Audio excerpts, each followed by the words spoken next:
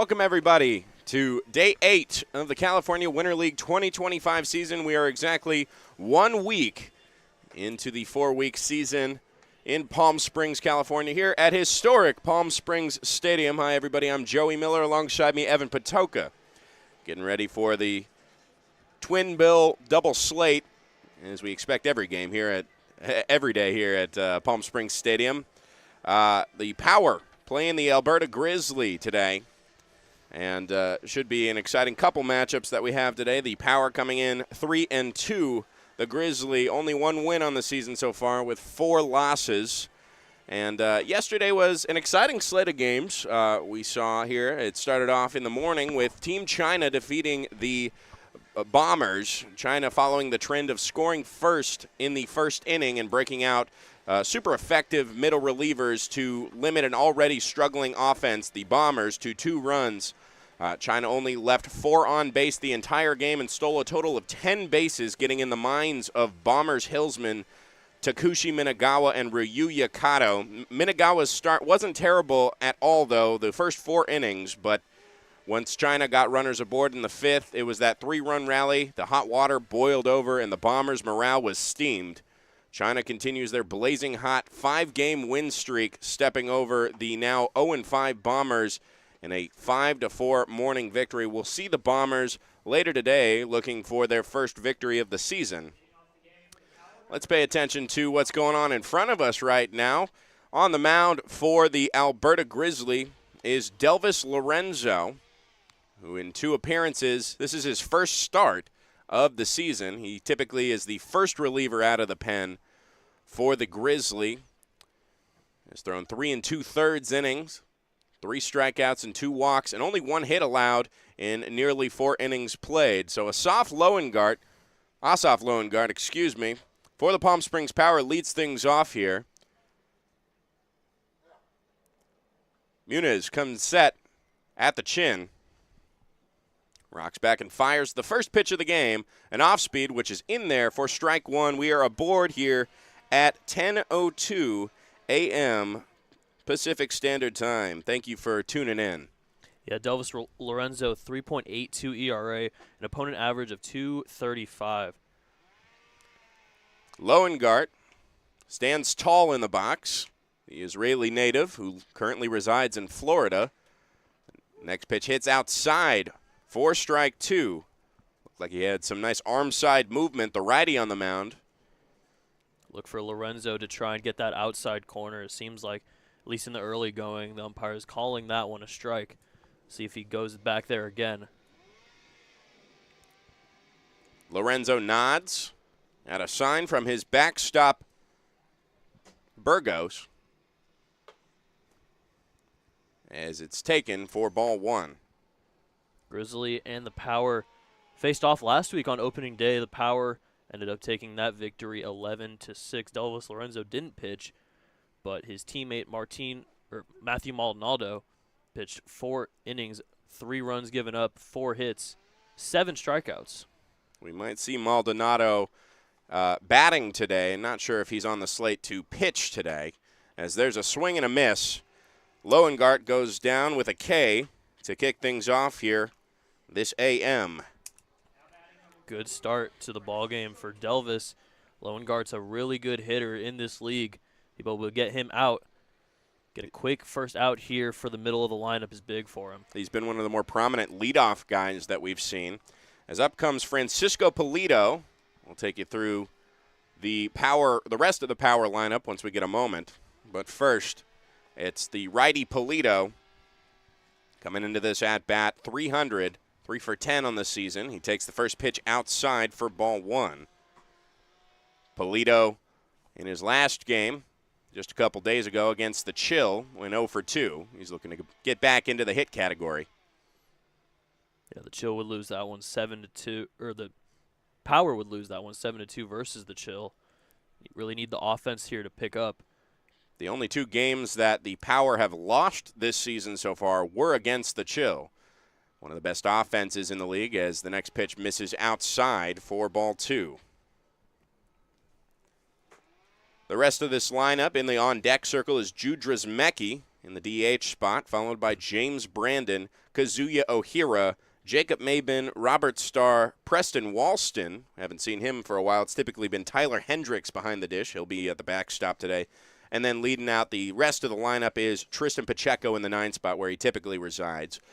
A curveball breaks in there for strike 1, and now it's a 2-1 count on Francisco Pulido. It's a nice curveball. The first one we've seen from Delvis. That one just gets in there for strike 1. Pulido in that previous game against the Chill helped his team get up early in the first with a rocket off the bat right at the leg of the starting pitcher Tristan Baker. They had to check on him afterwards. It scored the RBI. The next pitch misses outside for ball 3. It's typically been Lowengarten Pulido leading off things for the Power. That's been the 1-2 combo that the Power manager Bobby Brown likes to stick with. Pulido already 3 walks in the season, so he's a very confident hitter in the box, likes to swing at the pitches he wants to swing at. 3 hits, 3 RBI, 3 Ks, 3 walks, a lot of threes in the trend, and also 3 wins for his team. He's looking to get another positive trend here as this one's fouled off to the right side near the bullpen of the Power.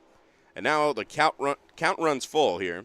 We've seen a lot of those foul balls just go into no man's land over near that right field bullpen. Always the 3 guys there, first base, second base, right field. Most of them not really able to grab it as it just is out of reach. Foul territory is just a bit too large. A lot of these corner infielders and especially the outfielders have certainly been getting their cardio in these first few days of the California Winter League season. Lorenzo takes a deep breath, comes set at the full. And here's the payoff pitch with 1 out. This one in the air to right field, softly hit. Coming over a couple steps to his left is Corey Gregory. And the out is made, the F9, for the second of the inning. 1 and 2 down. Now here comes Jude Drismecki, the lone lefty in this lineup for the Power today. Jude went 1 for 3 with a strikeout in his last matchup versus the Chill. 3 for 13 on the season so far as well. Has a couple RBIs to his tally. He stands in like a frozen statue before Lorenzo comes set. Here's the fresh count. Curveball, nice one, bends in there on the middle outside half for strike 1. Another nice breaking ball there from Delvis. See if he can commit to throwing that one a little more. Stay in the strike zone with that breaking ball. Drismecki originally from Temecula. Not too far from here. The 0-1. This one lifted in the air towards left field. Having to come in a few steps is Luke Chernesky. He'll make the grab for out number 3, a 1-2-3 inning for Delvis Lorenzo. We send it to the bottom of the first as the Grizzly will take their first at-bats here on the California Winter League YouTube channel. Everyone knows good things come in 3s, like Dave & Buster's Eat, Drink, and Play combo for just $19.99, including 1 mouth-watering entree, a refreshing beverage, a $10 power card, and a whole lot of fun, which means you enjoy a delicious meal for under $10. Oh, look, that's 5 good things. Good things come in 3s at Dave & Buster's with the Eat, Drink, and Play combo for just $19.99. Buy online or in-store today. There's something winning in the Agua. Catch all the action at 360 Sports at Agua Caliente Casinos. Watch your favorite teams on our giant wraparound screens. See live scores on the LED sports ticker. Win big with our bar top games and enjoy great twists on bar food favorites. And with 3 premier casino locations, 360 Sports is the ultimate fan experience. For more information, visit aguacalientecasinos.com.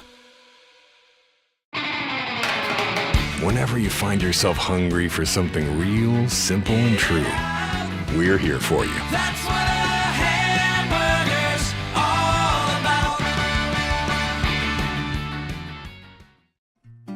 Try our big, beautiful all-day menu with more than 70 delicious dishes and our award-winning 3-course brunch for only $27.99. At Palm Springs' most popular restaurant, there's always a party at Lulu. Bottom of the first, after Delvis Lorenzo for the Grizzly threw a 1-2-3 with a strikeout to kick things off his appearance against the Power. And on the mound today for the Power will be Hwang Po-shin, colloquially known as Ryan, the Taiwanese right-hander. Will get ready to face this Alberta Grizzly lineup, leading off with Jason Leone at second base, followed by A.J. Carosis, one of the two lefties, technical lefties. The other one's a switch. Braden Dolbatian in the 3 spot, Matthew Fabian in the 4. Pete Baker, Luke Chernesky, Corey Gregory, Anthony Burgos, and then Josh Roberts, the aforementioned switch hitter, in the 9 spot. The first pitch to Leone misses low and outside for ball 1. Hwang Po-shin has a standard 4-pitch set. We'll see here today. He's only pitched a third of an inning prior in the California Winter League season. The next pitch misses for ball 2. Seems like got the wrong number, Jason Leone. Next pitch plunks him, and he is aboard at first with a hit by pitch. First base runner of the game. And now A.J. Carosis comes up to the plate. Po-shin faced one batter so far in the CWL. Struck him out, but not a good start here hitting Leone. Well, now 2 batters, and here's his third. That first batter, of course, he struck out as a curveball bends in for strike 1. Interesting approach. Typically you go with a fastball in that first pitch, but he wanted to switch it up a little bit against the lone lefty in this lineup, Carosis, who takes an off-speed high for ball 1, now an even count. The Alberta Grizzly offense has been interesting these past few days. It's an offense that we've seen coming up short in terms of run support, which has led to their 1-4 record so far. There's another off-speed that bends in inside for ball 2. We saw in their recent game on Tuesday versus China that they made a late effort to come back, but the bullpen couldn't get the shutdown. The offense and pitching on this team have really been trending out of tandem, and Jared Lemieux, the manager, needs to get that fixed sooner than later, I should say, as the next pitch hits for strike 2 on the outside corner. Yeah, and what better to do that now? Actually, it is a 3-ball count and 1 strike. Time is called to correct that.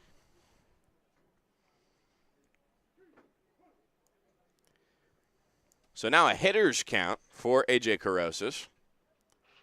There goes the runner towards second. The next pitch is fouled off, and now it's a 3-2 count. Carosis went 0 for 1, had a strikeout and a walk. Did have an RBI, though, in the game versus China. There goes the runner again. The next pitch misses outside, but it won't matter, as back-to-back free bases. The first walk issued by Po-shin. And now up comes the dangerous 3 spot in Braden Dolbatian, one of the heaviest hitters on this team. He leads the team right now 7 for 14. He's got a perfect .500 average, 3 RBIs, 3 strikeouts, and a walk. And now he has a runner in scoring position, a chance to get aboard first. Then the first pitch is yanked outside. Misses for ball 1. Just a bit of poor release there by Po-shin. Yeah, Dolbatian, as you said, .500 average is 3rd in the league right now. He's been really good in that 3 spot. Just need the rest of the offense to get going, but it's a good start here. Next pitch misses below the knees. It actually hits at the knees for strike 1. A little bit of a late call there by the home plate umpire. Dolbatian playing first today. And now the 1-1. Off-speed hits on the outside edge there for strike 2. Set another call on that outside edge. We saw Delvis Lorenzo get a couple of those calls as well. Here's the 1-2. The off speed is hit a little bit early. It's coming down the left field line. It'll get out of play. And the count remains 1-2. He was a bit eager on that. Dolbatian was. Yeah, 59-mile-per-hour breaking ball, just way out in front of it was Dolbatian. He saw that coming in like a big juicy meatball that he could hit over the left field wall. Had he just given it just about a half second, it might have. Next pitch misses outside. It caroms off of Walston's chest protector. Both base runners advance on the pass ball there. Yeah, he needs to be in control of the strike zone here. Now 2 men in scoring position, still no outs. Good chance for the Grizzly here to take an early lead. That also eliminates the possibility of a double play that could really help Pochien out, as there are still no outs here in the bottom of the first. No score, however, as the next pitch misses outside. The count runs full. Would be a big first out here if he was able to get Dolbatian, but still has walked a batter, hit a batter, so he needs to be in control of the strike zone, especially in this full count. Here's the payoff pitch. This one hit into right field. Backing up a few steps leisurely is Starr. That should score a run. In comes Jason Leone. And 1 run across for the Grizzly. It's a 1-0 ball game. Carosis advances to third on the sac fly. Yeah, we've seen some good amount of productive outs here for CWL, and that's just another one. He's able to get it to the opposite field deep enough to score the run and deep enough to get a runner to third. So another one hit to the outfield here. It could be a threat for a second run. Here's Matthew Fabian, who will attempt to do such a thing. He takes strike 1. A throw back to Pochien gets away from him, but he keeps it in his sights. And it didn't really look like Carosis was eager to test him right there, especially this early in the contest. Now 1-0 in favor of the Grizzly. Next pitch misses outside for ball 1. Yeah, with it only being 1 out and the infield being so far back, grounder could easily score him here. Don't expect Carosis to be too aggressive here on the base paths. The next pitch is hit softly towards the shortstop O'Hara. He'll have it in his sights and grab it for the L6. And now 2 outs, 2 straight outs. A little bit of a weight off of Pochien's shoulders. Brings up the DH, Pete Baker. Pete Baker, 0 for 6 on the season, still looking for his first hit. 4 strikeouts and a walk as well. First pitch to the righty, curves inside, actually breaks back into the zone. A nice pitch there by Pochien. A 59-mile-per-hour curveball with a lot of downward movement. About 11 inches of vertical break there. The 0-1 count, a fastball, is just fouled into the plate there. Now it's an 0-2 count. Pochien has a chance to get out with just 1 run across in this 1-0 game in favor of the Grizzly. Yeah, and that would be big. He's attacking the strike zone now after giving up that walk and the hit by pitch. The 0-2 plunks him in the shoulder. That is the second hit by pitch, but it might have hit the handle. It was taking him a while to determine if Pete Baker wanted to go down to first. It does, in fact, hit him in the shoulder. So 3 free bases in the bottom of the first here by Pochien. And runners at the corners. Up comes Luke Chernesky, the left fielder. Chernesky 1 for 7 with an RBI and 3 strikeouts. His sole hit of the season came on Friday against the A's, one of the better pitching staffs that we've seen. He takes strike 1. I know that I think I saw his mother in attendance. Luke Chernesky's mother has been here. She was there for the backfield game, the last game that he played in. There goes the runner. No throw down by Walston. And a free stolen base awarded to Pete Baker. Yeah, Chernesky was here last year, but from Winnipeg, Canada. So a long way his family had to go to get here. A lot of Canada ties, obviously. His manager, Jared Lemieux, currently resides in Quebec City. He swings hard and misses for strike 2, and again, Poshin is 1 strike away from getting out of this inning with only 1 run across. Chernesky rocking the hot pick batting gloves. I love it. But he's got 2 runners in scoring position. The 1-2. Swung on and missed. Poshin gets his first K, and a big one at that. But not before the Alberta Grizzly strike first. After 1, it is 1-0 Grizzly over the Power here on the California Winter League YouTube channel. Across the Coachella Valley, you'll find our communities powered by short-term rentals. These rentals bring visitors and dollars to the region. Whether attending events, checking out the art scene, or dining at restaurants, when they spend money, we all score. The nearly $1 billion impact of short-term vacation rentals generates tax revenues that fund police, firefighters, education, and many other programs that improve our daily lives. To learn why short-term rentals are a grand slam for the home team, visit onecv.org. Family setting, you know, we come and we get into conversation, and it's comfortable here is what I guess I'll say. It's comfortable. The hot cocoa has whipped cream and sprinkles in the whipped cream in the hot cocoa. Very family oriented. You know, they cater to the kids. They got the coloring books and crayons, and they have kid-sized stuff about almost for everything that you would want. So young and old, everybody can enjoy it. It's the best. Made from scratch memories. Elmer's. How do you define adventure? Riding the world's largest rotating tram car? Taking in SoCal's awe-inspiring views? Exploring over 50 miles of pristine wilderness? Enjoying casual or fine dining at 8,500 feet? Discovering our history? Experiencing our scenic trails? Getting that perfect souvenir? Whatever your adventure, you'll find it at the Palm Springs Aerial Tramway. Adventure at its peak. Begin your adventure at pstramway.com.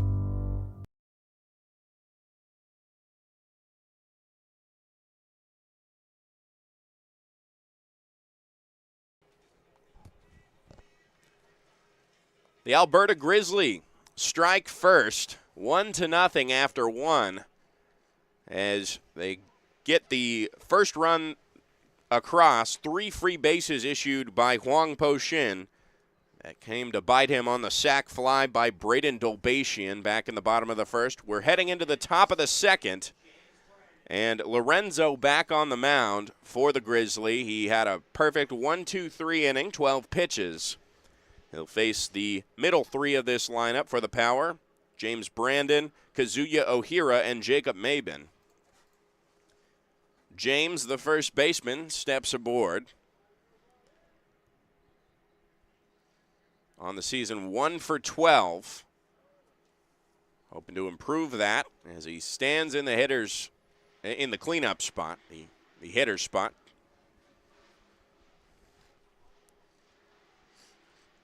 First pitch to James is in there for strike 1. The 2 first named first baseman, James Brandon. Takes that off speed there by Muniz. I guess we haven't really been calling him Muniz. Delvis Lorenzo, the pitcher on the mound from Kissimmee, Florida, originally from Puerto Rico.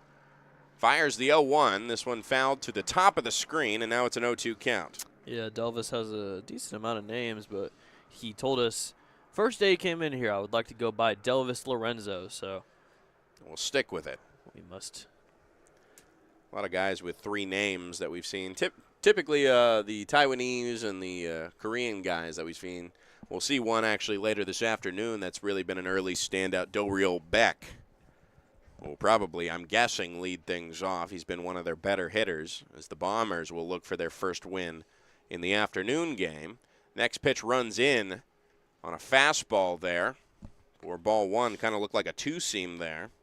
A little bit of movement inside. Lorenzo will step behind the mound, adjust his cap, and tuck in his jersey. It'll be a 1-2 count.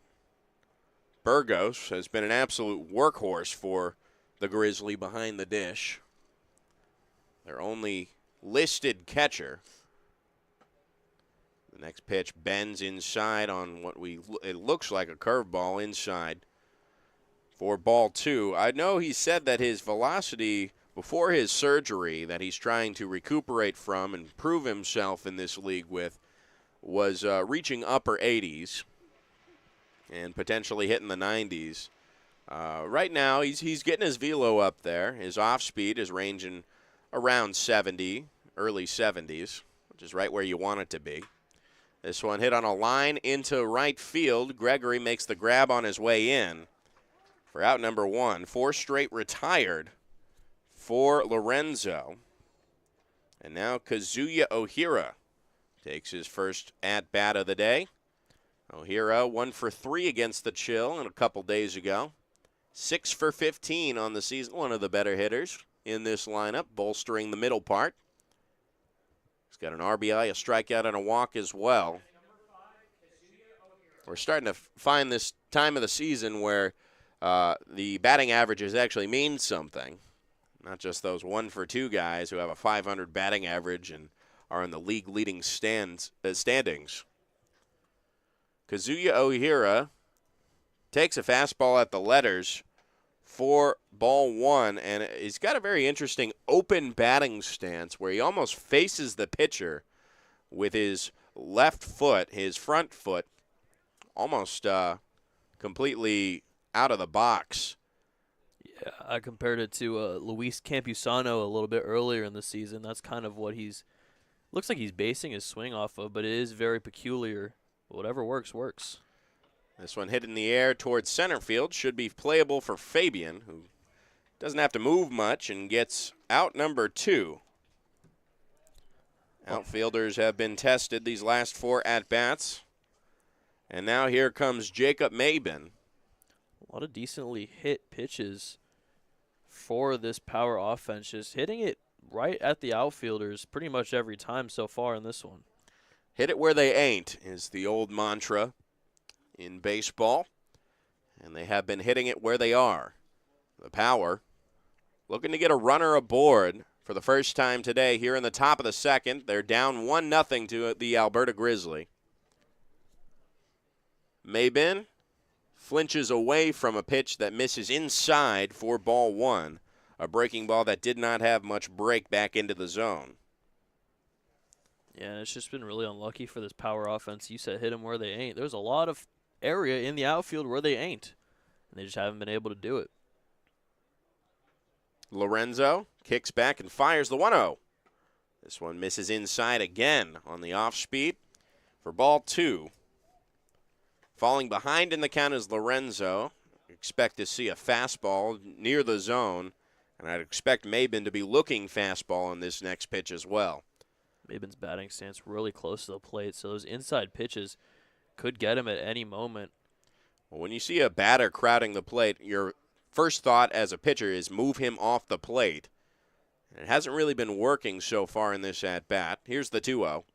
This one misses behind him, about a foot behind him, as a matter of fact, and Lorenzo falls behind 3-0 to Jacob Mabin.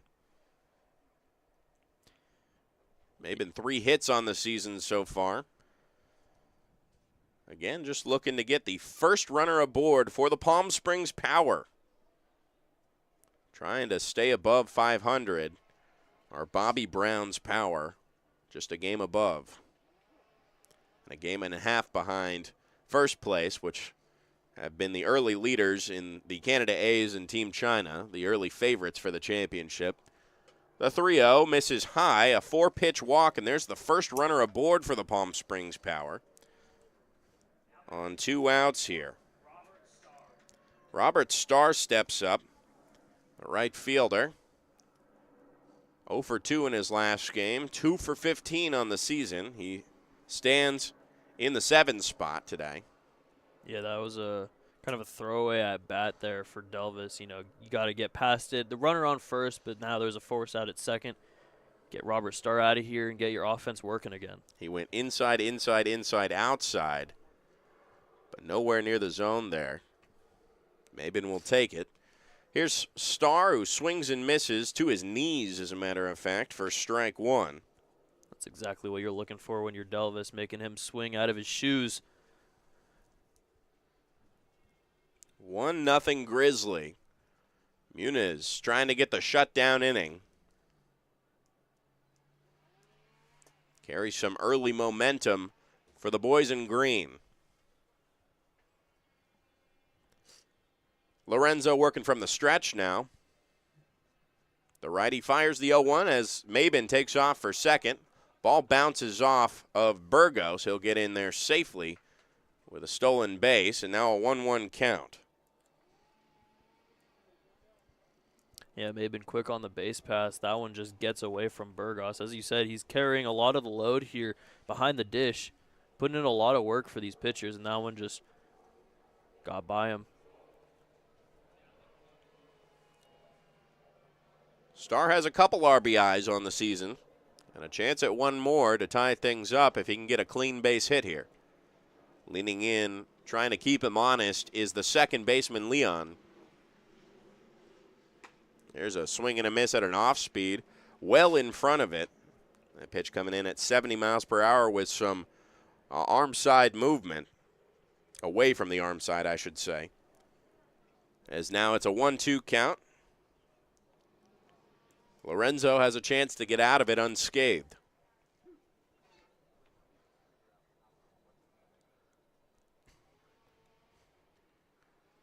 The 14th pitch of this inning from Lorenzo due up next.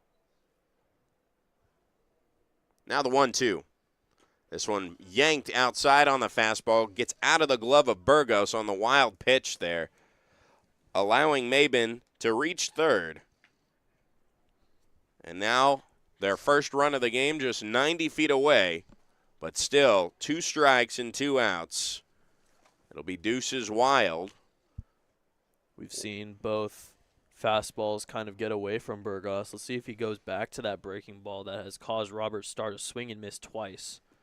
Try and get this third out here.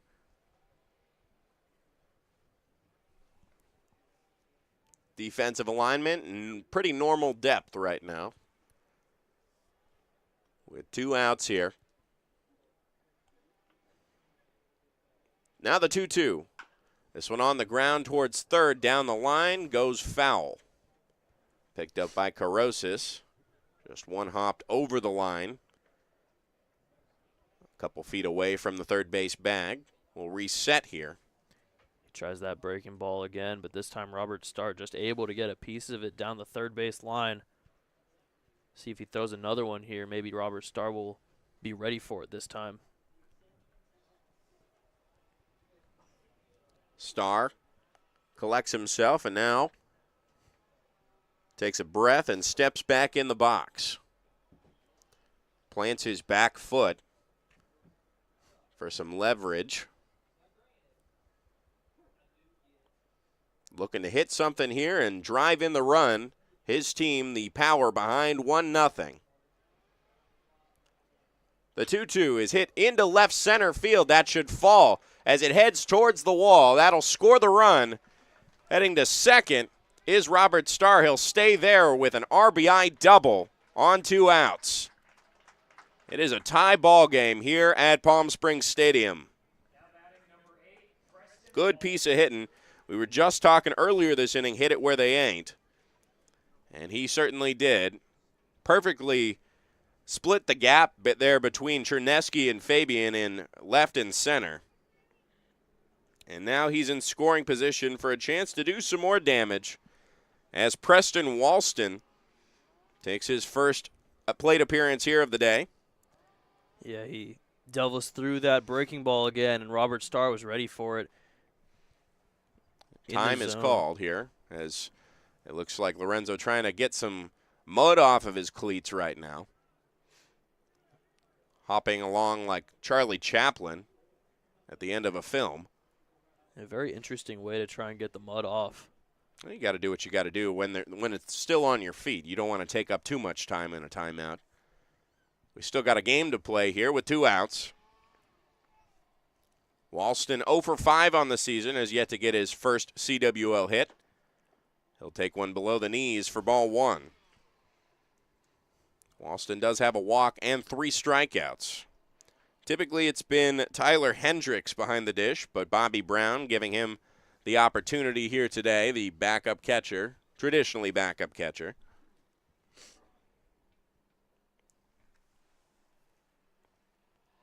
Lorenzo taking his sweet time to come set.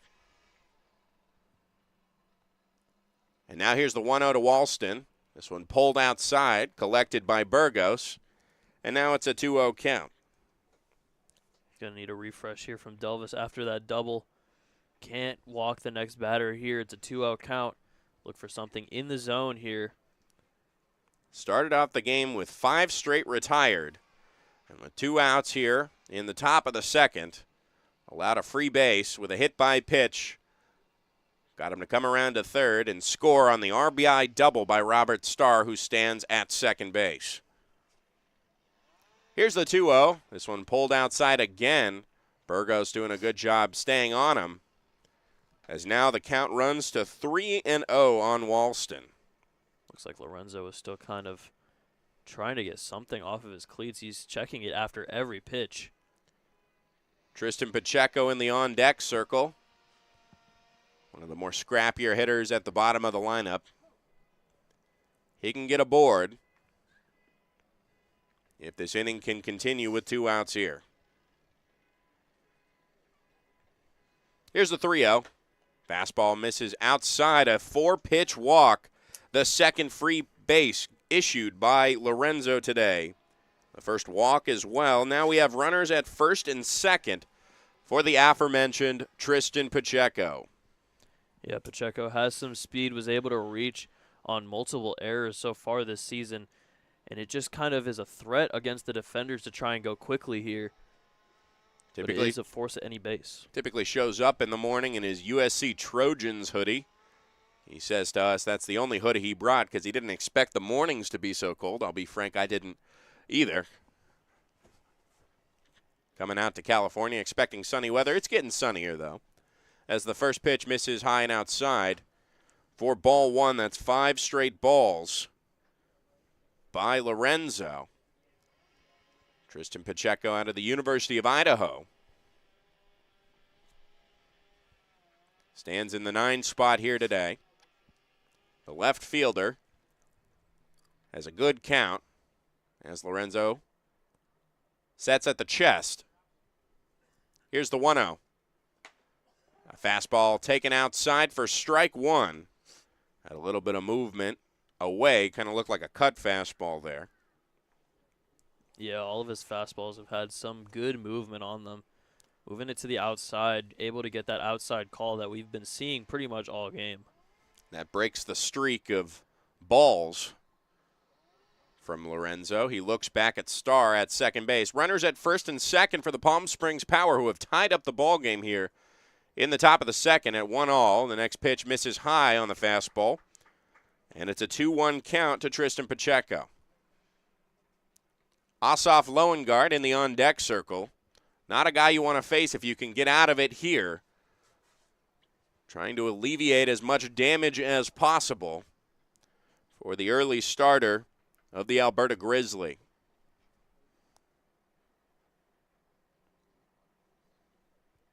Lorenzo. Now the 2-1 count. Misses outside, a check swing down to first. They'll check. No go, says the first base umpire, and it's a 3-1 count.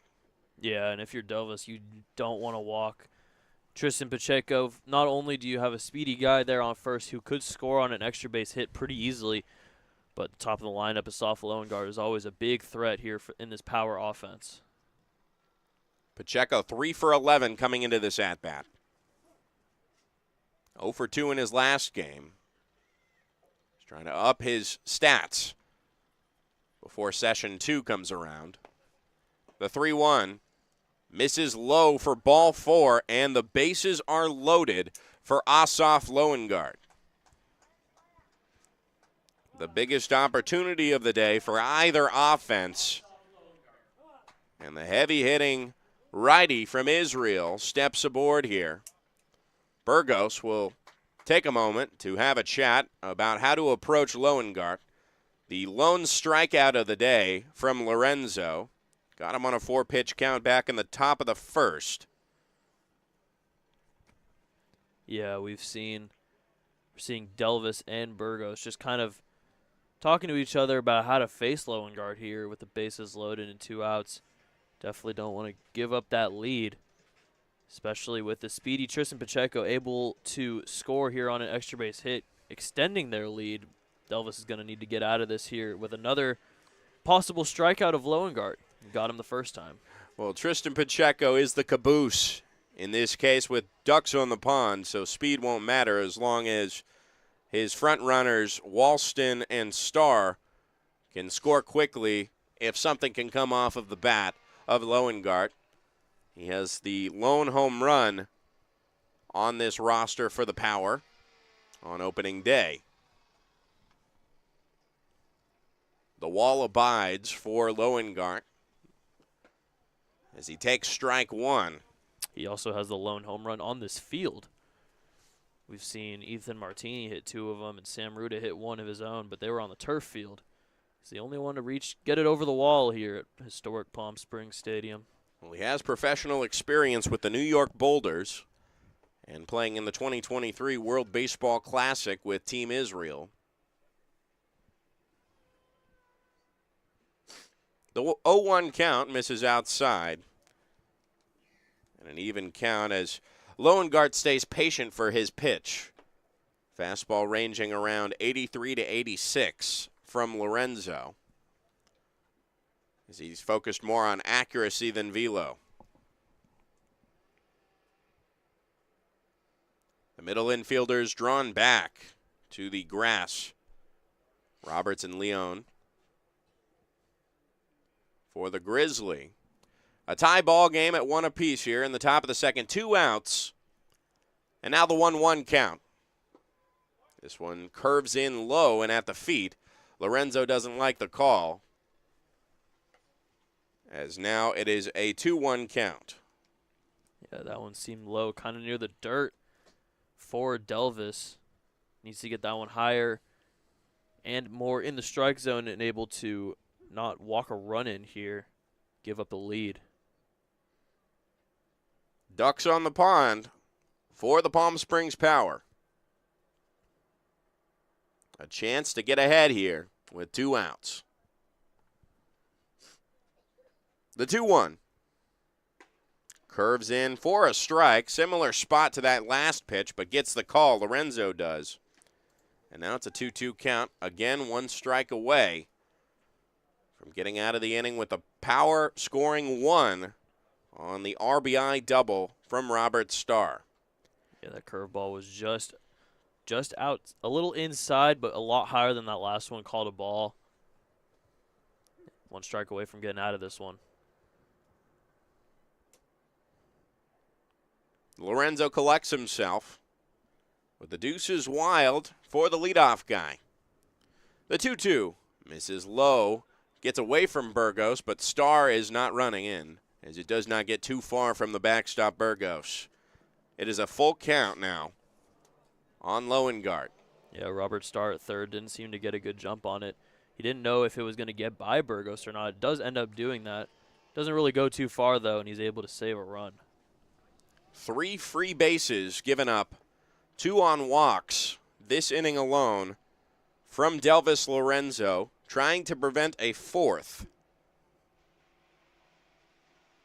With the full count here, takes his time to collect his sign from his battery mate Burgos.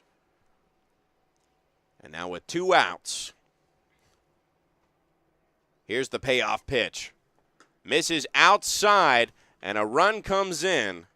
The Power now lead 2-1 on an RBI walk, and that'll issue Jared Lemieux to come out to the mound and have a chat with his Hillsman. Great count to work in there. And again with a 2-strike count, could not get out of this inning. Yeah, that one was way outside. No shot for Loengart to swing at it, and you just can't do that if you're Lorenzo, especially after already having walked 3 batters. You walk a 4th, and now still the bases loaded, 2 outs, and is getting to the 2, 3, 4 spots in the lineup. 7 batters faced, and standing in the box right now, awaiting his second at-bat, is Francisco Polito. Will be Lorenzo's 8th of this inning alone. And his 11th on the day as well in just these 2 innings pitched. Polito will try and add injury to insult. Insult to injury. Let me flip those words around there. As the Power have taken a 2-1 lead here in the top of the second.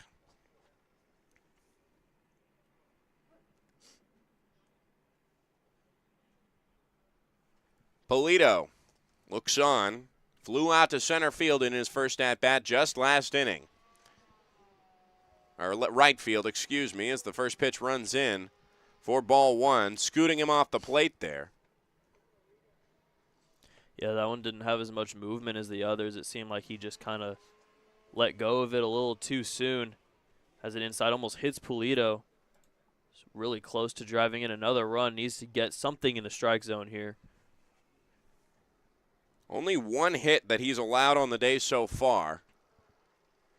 But it's the free bases that have been killing him this inning. 3 straight walks. As we find ourselves here with 2 outs and a 1-0 count to Polito. This one on the ground towards Roberts. He picks it up and throws to second in time for out number 3. Mercy for Delvis Lorenzo. But not before the Palm Springs Power. Power back. It's a 2-1 game as we head into the bottom of the second here on the California Winter League YouTube channel. Outdoor living in the Coachella Valley is spectacular, and Tessera is the premier builder of outdoor living spaces in the desert. Nobody does it better than Tessera. From one end of this valley to the other, from Palm Springs to Rancho Mirage, Palm Desert, to Indio and La Quinta. For 35 years, we've created the ultimate in outdoor living, landscaping, pools, and patios, so you and your family can enjoy each other. Live well. Live Tessera. Whether you're building, landscaping, renovating, refreshing, or simply researching, rent the right size tools for your size jobs. In store, online, or in-app at Sunbelt Rentals, where tools rule.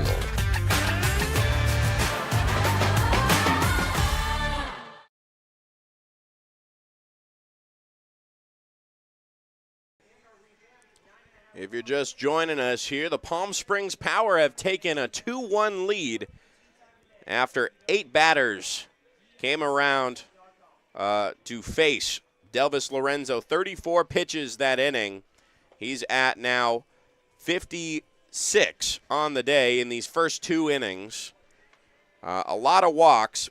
It was 3 consecutive walks that were the burner.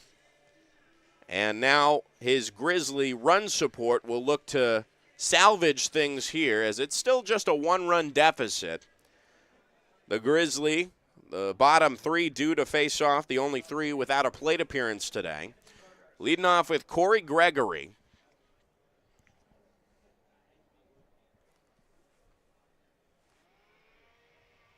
The first pitch to Gregory, an off-speed, swung on top of. First strike 1. Yeah, Gregory swings at that one a little early. Really slow pitcher is Po Shen. 68 on that one. The next pitch misses low for ball 1. And Po Shen has definitely had a lot of time to rest. That last inning lasting a good amount of time there. A curveball loops in for strike 2. It's 10:48. This game started at 10:02. And we're just here in the bottom of the second as the next pitch is pulled outside for ball 2. Yeah, Po Shen, a lot of time to rest. Still only out here with a 1-run lead now. That long inning with those 4 walks only accounted to 2 runs. Next pitch misses low for ball 3. The count runs full with no outs here on Corey Gregory. And Po Shen, who threw 26 pitches in the bottom of the first, 3 of those guys that he faced, he led aboard for free, and now here's his 4th as the pitch misses low for ball 4, his second walk of the day. And that brings up the backstop, who had a lot of work last inning trying to keep the ball in front of him from his battery mate Lorenzo. Anthony Burgos. Yeah, already 6 walks on both sides here. 4 for Delvis, 2 for Pochien. It's really going to be a battle of who can find the strike zone here, especially even in the early going. Burgos, 5 for 12 on the season. The pitch misses for ball 1.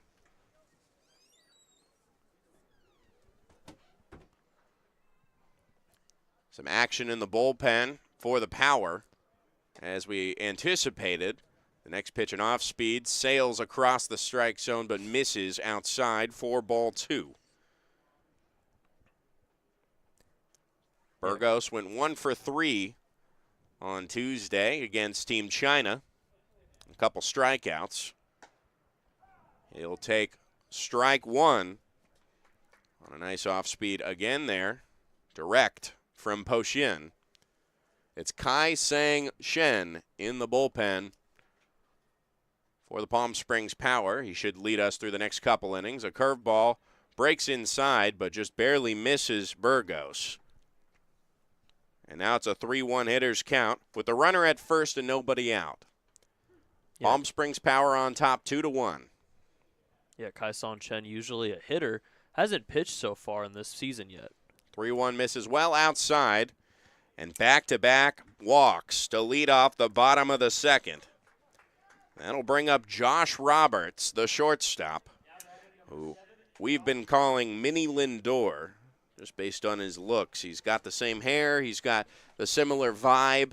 The sunglasses, that big, bright smile that Mr. Smile of the New York Mets has. And he's playing shortstop. And he bats from the left side. Actually, he's a switch hitter. Batting from the left side currently. And he's got the tying run in scoring position for his Alberta Grizzly. He'll take the first pitch low for ball 1. Pochien really needing to hit the strike zone at some point. First 2 walks. 1-0. Misses high for ball 2. Trying to frame a good zone right now is Walston for his young battery mate from Taiwan. The 2-1 misses inside. 2-0 misses inside. Now it's a 3-0 count.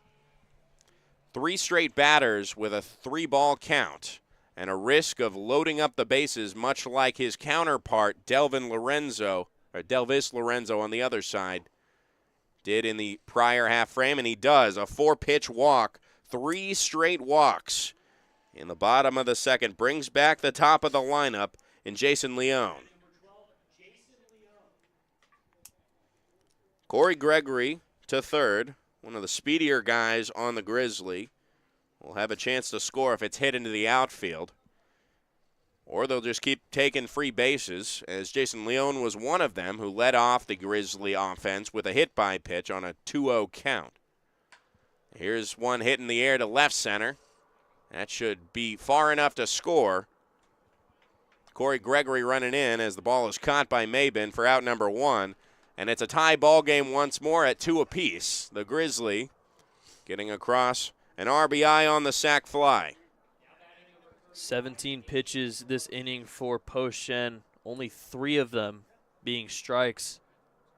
Need him to throw strikes in the zone. The defense will work. That one scores a run, but he's able to make the easy routine grab for the first out.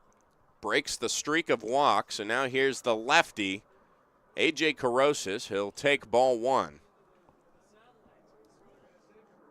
Carosis, the first walk of the day from Pochien, as now he has 6 free bases issued and 4 of them on walks. This one in the air towards Pacheco in left field. He ranges back a few steps, quickly throws it in. The runner at second advances to third, Burgos. Now at third, Josh Roberts stays at first base. So now we have runners at the corners on that F7. A loud jet coming across Palm Springs Stadium. Again, Pochien throws strikes. Gets a little bit of a barrel, exit speed at 90, but Tristan Pacheco fast enough, able to make that grab relatively easily. Would be good for Pochien to only get out of here with the 1 run, just like in the first inning. There goes the runner, Roberts, to second. As the pitch is in there for strike one, no throw down to second. And now 2 runners in scoring position for the Grizzly, but most importantly, Anthony Burgos representing the go-ahead run.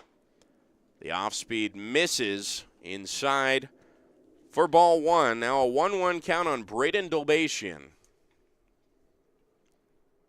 The heavy-hitting 3 spot for the Alberta Grizzly. The 1-1 misses inside again, and it's a 2-1 count. Pochien starting to pick up the pace a little bit on these pitches. And now slowing things down as he comes set at the head. Next pitch misses at the letters, and it's a 3-1 count. Of course, you don't want to walk anybody else here, but it would be good in this scenario to have the bases loaded, 2 outs to force any base, but of course risky something were to go into gap. This one hard hit down the left field line, goes foul. Dolbatian just a bit out in front of that one as it came in at 68 and it left the bat at 88. We saw him hit a long foul ball in his last at-bat, just needing to get behind on the ball. It's probably one of the bigger battles of the day that we've seen so far between Pochien and Braden Dolbatian. That ended with a sac fly and an RBI. He swings and misses. He might have actually fouled that one into the plate as he's still there. The count remains full with 2 outs and 2 runners in scoring position.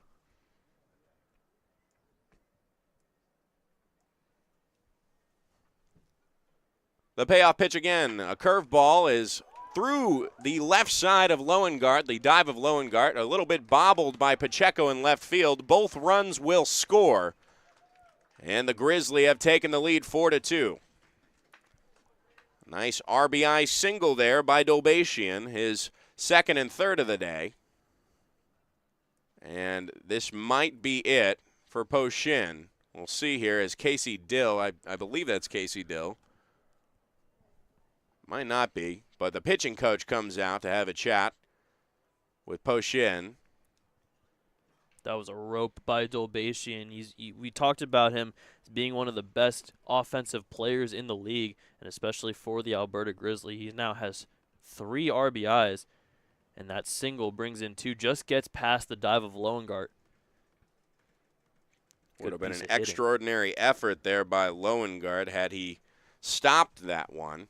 At least maybe prevented the second run from scoring, but the damage is done now. 3 runs coming across this inning for the Grizzly, piecing together a 3 spot in response to the 2 spot in the top of the frame.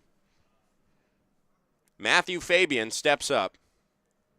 This one hard hit through the left side. That'll get down for another single. Station to station as Dolbatian, that rhymes, heads to second. Another rope, 91 off the bat. Not as hard as Dolbatian's, but it doesn't matter as long as you get on first with a base hit. And now they're really hitting the ball here off of Pochien after those walks. I think the Grizzly are also starting to figure out the second time through the lineup that the first couple pitches are going to be the best that Pochien is going to issue to you. As when the count runs full, he typically moves more and more away from these right-handed hitters. As there's strike 1 on Pete Baker, who got hit by a pitch, one of the 2 to be plunked by Pochien. Here's one high in the air in foul grounds on the third base side. Loengart has it in his sights and grabs it in foul territory to end the inning. So 3 runs come across for Pochien on Pochien's account. The Grizzly have taken a 4-2 lead after 2. And we'll send it to the third here on the California Winter League YouTube channel.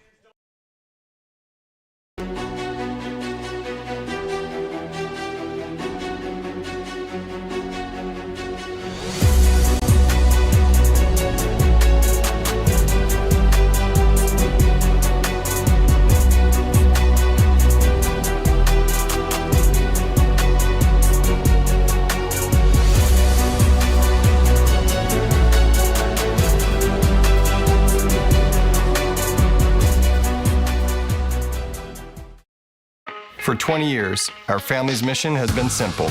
It all starts at Stuffed. where exceptional service meets bold flavors. Every crust, a masterpiece. Cocktails crafted to perfection in an atmosphere that brings family and friends together. Stuffed pizza, dine-in or takeout. Savor and enjoy at our 2 locations. Quality, service, family legacy, it all starts at Stuffed.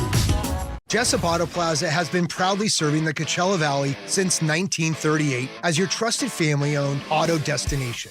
Now, electrify your drive with the Valley's most extensive range of electric vehicles. Drive the Chevrolet Blazer, Equinox, Silverado, the powerful GMC Hummer, Sierra, and the distinctive Cadillac Lyriq. Silent power, bold performance. Electrify your drive. Jessup Auto Plaza. Since 1938, the EV brands you love, the family you trust.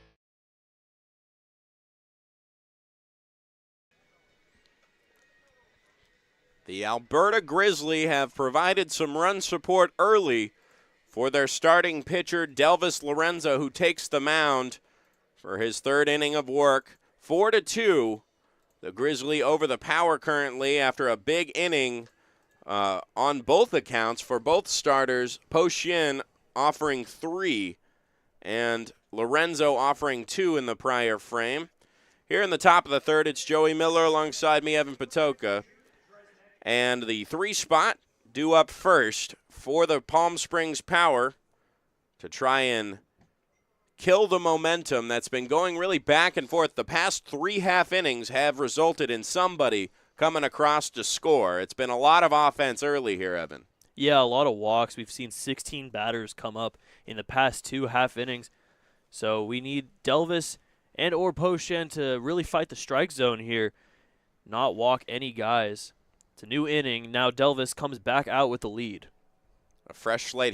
He struggled on 2 outs to get that last out, which allowed the Power to briefly take the lead. He misses for the first pitch of the 3rd inning for ball 1. Drzemecki flew out to left field his first time up. The lefty Drzemecki has been offered a contract in the USPBL by the Utica Unicorns as the next pitch misses high and away for ball 2. Yeah, and we've seen a lot of these Power players get contract offers, including Ryan Baum, who we saw throw 5 scoreless. He'll actually be pitching tomorrow for the Power. One of the more dominant guys that we've seen starting for really any team. He's been an early standout here. Lorenzo, now the 2-0. Misses high and away again. 3 straight balls to start off the 3rd inning. Yeah, and you don't want to go back to your old ways here. He walked 4 in the last inning. You don't want to lead off with another walk, especially to a Power offense that's bringing up the middle of the lineup here in Brandon, O'Hara, and Mabin. Walked 3 straight. And like you said, don't want to follow that trend. Here's the 3-0. He'll attack with the fastball there. It finds the plate. Finally for strike 1. Looked like a 2-seam there. A little bit of movement on that 83-mile-per-hour fastball. It'll be a hitter's count for Drzemecki, who we saw working off the tee this morning before they got into soft toss as the Power started to funnel into Palm Springs Stadium. The next pitch misses high, and Lorenzo loses another battle. That's his 4th walk of the day. His 5th free base.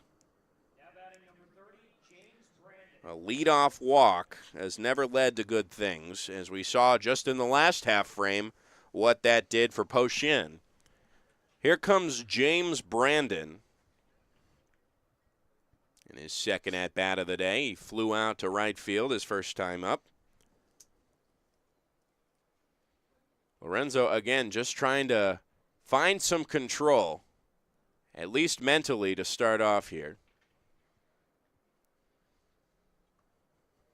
The first pitch to James misses inside for ball 1. Yeah, and we see that he's kind of taking some velocity off of that fastball. There's still the movement on it, but even with the velocity switch, still not really able to find the strike zone here.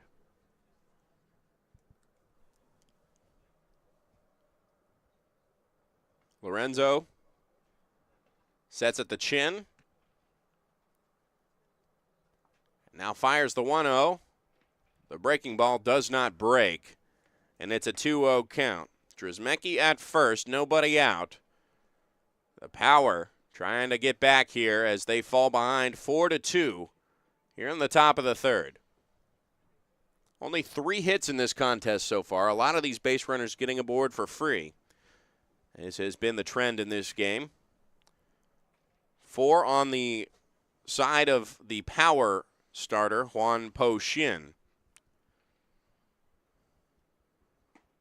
Next pitch breaks at the knees inside for strike 1, a generous call there.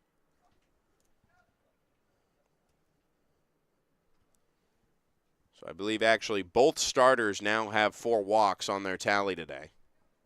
8 total in this game so far. And we're just here in the top of the third.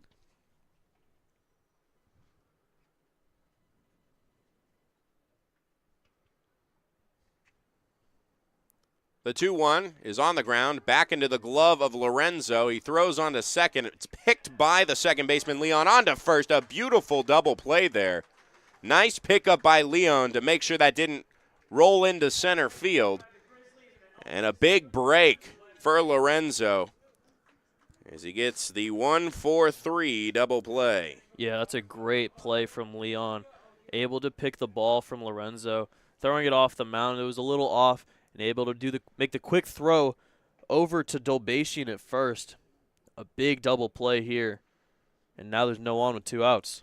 You have a little bit of leniency when you're working counts and missing the zone, as Lorenzo has been a few times today, but when you have an active play like that, you have to hit your target or at least have a great middle infield. As the first pitch, an off-speed, misses high for ball 1 to Kazuya Ohira. Flew out to center field. His first time up. Again, started the second inning very well. 1 and 2 were retired quickly, him being the second out of that inning, and then just all heck broke loose for the Palm Springs Power, who brought across 2. There's a strike there, called on the breaking ball. 66 miles per hour, taking some off it. Focusing on that spin there. Yeah, I think Jared Lemieux and the Alberta Grizzly was really hoping to get Delvis some length here. So, be good to get out of here with a 1-2-3 inning. So far, has definitely less pitches than he did last inning. Ohira awaits the 1-1. He half swings. They check on to first. No go. And it's a 2-1 count. Again, losing a lot of these counts is Lorenzo. Nobody up in the pen for the Grizzly. They want to see the most out of Lorenzo today. Kai-Son Chen was warming up, still is out there. Looked like he might be put in for Po-Shen. We did see the lineup from Bobby Brown that there was going to be a decent amount of pitchers going at it today, including new addition Nolan Macabrota. Chen, traditionally an outfielder, has yet to have a pitching appearance as the next pitch is pulled outside, gets past the glove of Burgos, and it's a 3-1 count. Bases clear now and 2 outs. A chance to face the minimum like he did in the first inning.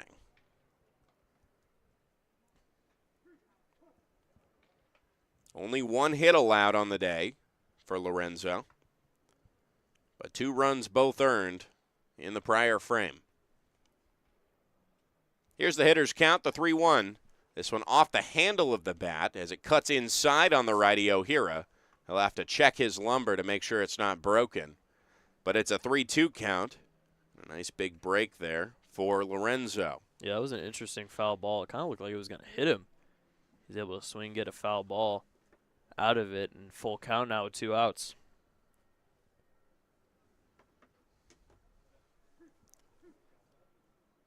Chance to nip things in the bud and get a shutdown inning for the first time that we've seen all game, a first shutdown inning of the game. With a 3-2, this one fouled back. The count stays alive at 3-2. Yeah, Kazuya's not going to go down without a fight. We've seen a good little battle here, at least in last inning with Braden Dolbatian. But now we're here back again with Kazuya Ohira, with Delvis trying to get this 1-2-3 inning.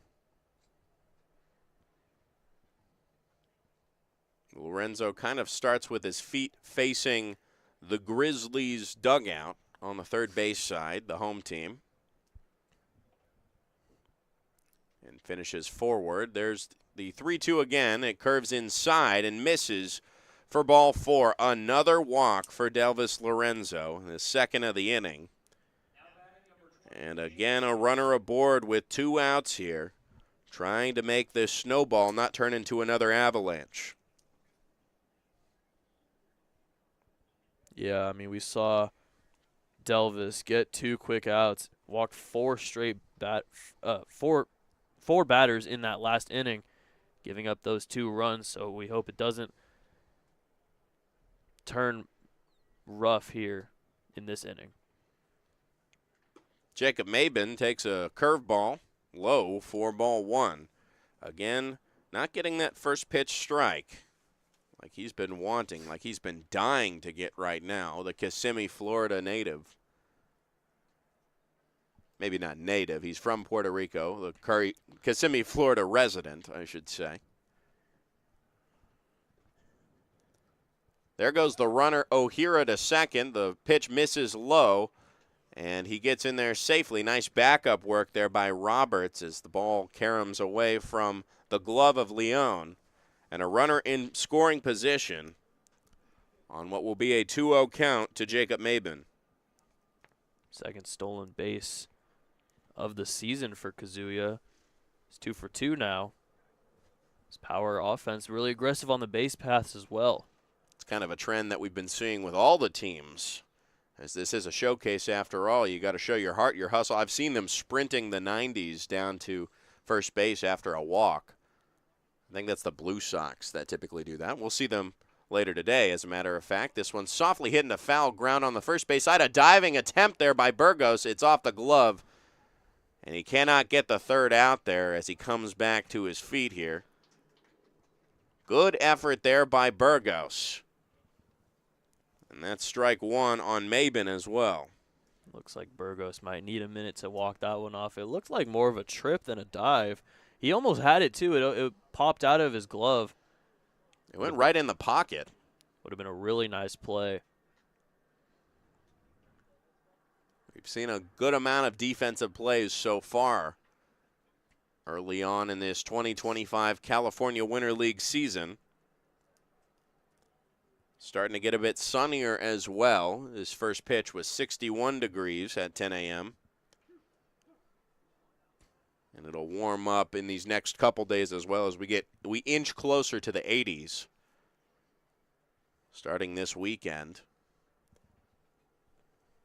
Mabin now faces a 2-1 count with a runner at second. The pitch hits on the outside edge for strike 2, and again, 1 strike away of getting out of this inning is Delvis Lorenzo. Delvis gets another outside call there. He's been getting a lot of those as of recently in this game. See if he can go back to that outside corner, maybe get a called third strike here. The Power down by 2. Trying to rally here with 2 outs. Here's the 2-2 from Lorenzo. This one off the end of the bat goes foul just over the bleachers on the first base side. Count stays at 2-2. Good attendance for the start of this ball game this morning as the sun, as we just mentioned, starting to peek out a little bit more in the AM. Yeah, people will start coming out to the ballpark when it's sunny. We saw on Monday it was cloudy and very cold, and we didn't see as many people as we do right now. Nice Thursday afternoon, morning, whatever you want to call it. Good day for some baseball. And after the first week, these identities of these teams starting to form a little bit more as they start to become more familiar with each other and try to work their way up the standings. The next pitch fastball misses outside. Again, a little bit of a late release there. Now it's full again. with 2 outs. Maben got hit by the pitch on a 3-0 count last time he faced Lorenzo. Came around to score one of the 2 runs that the Power have. Still behind by 2 runs with the runner at second. The 3-2 hits at the knees for strike 3, and Lorenzo gets out of that jam, allowing no runners to come across the first shutdown inning of today, with the Grizzlies' lead still intact, 4-2, as we send it to the bottom of the third here on the California Winter League YouTube channel.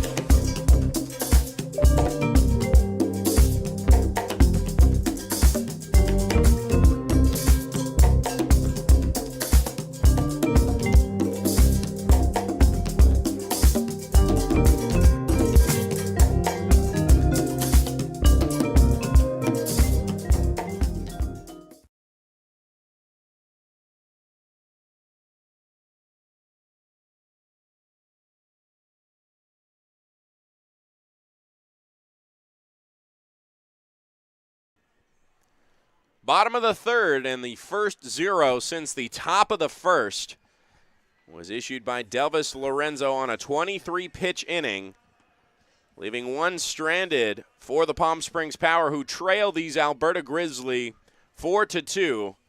They'll look to punch back here against a new arm on the mound for the Power. It'll be Kai-Shang Chen, following the starter Juan Po-Shin, who pitched 54 pitches in 2 innings. Only allowed 2 hits, but it was those walks that killed him. 4 walks on the day in those 4 innings and 4 runs all earned. Only 1 strikeout to his tally. The first pitch misses low and outside to Luke Chernesky, who leads things off here in the bottom of the third. He was that lone strikeout to Po-Shin, and his second on the season as well. The young Po-Shin ends his day. There's another called strike here. Rather, the first called strike. It's a 1-1 count on Chernesky. If you want to get a grasp of how the walks have affected this game, just look at the runs and the hits. 6 runs, only 3 hits. This one in the ground in front of the mound of Chen. He'll throw on to first and get out number 1. That ever elusive out number 1 for the Alberta Grizzly. The first time all day that they've retired the first batter. Yeah, in the first inning it took 3 hitters to get the first out, and that was just on a sacrifice fly. So even then that scored a run, and then in the second inning it took 3 straight walks before another sacrifice fly was the first out in the second. Corey Gregory, his first appearance against Chen, fouls one back for strike 1 for Chen. This is his first pitching appearance, traditionally an outfielder for the Palm Springs Power, and I believe his head coach Bobby Brown will try and get a couple innings out of him if he can. He fouls one back over the screen into the bleachers for a kid there to pick up on the concourse for strike number 2. Yeah, we've been told Chen was going to pitch at some point in the early going, but finally getting a chance to get on the mound. He's only had 3 at-bats with the bat. He misses away on a waste pitch there for ball 1 to Gregory, who led off the second inning, one of the 3 consecutive walks by Po-Shin. The next pitch misses below the knees on a fastball for ball 2. One out here in the bottom of the third. The Grizzly leading the Power 4-2. This one off the handle into the screen, and it stays 2-2.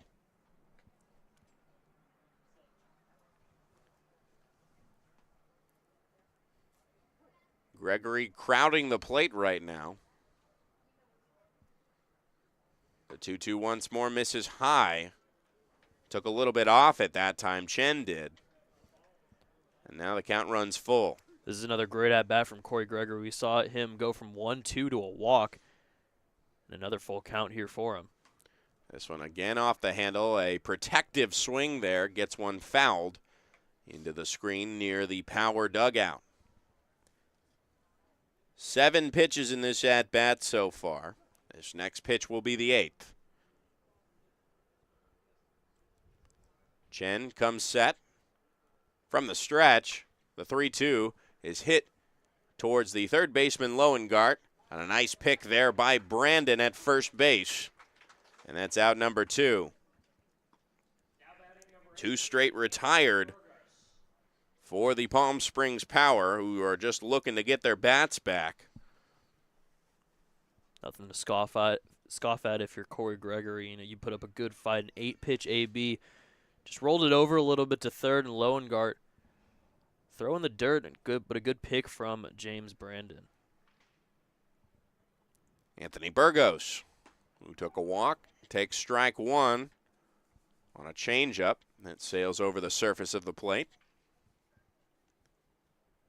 74 miles per hour coming in on Burgos. The 0-1, a half swing, right back up to the mound. It gets past Chen. The play on to first, picked up by Leon, is in time and avoids a potential error there. That ends the inning. A 1-2-3. The first one we've seen since the top of the first. And a rare quick inning that we've seen this game ends the third. We'll send it to the fourth. The Grizzlies on top 4-2 over the Palm Springs Power here on the California Winter League YouTube channel.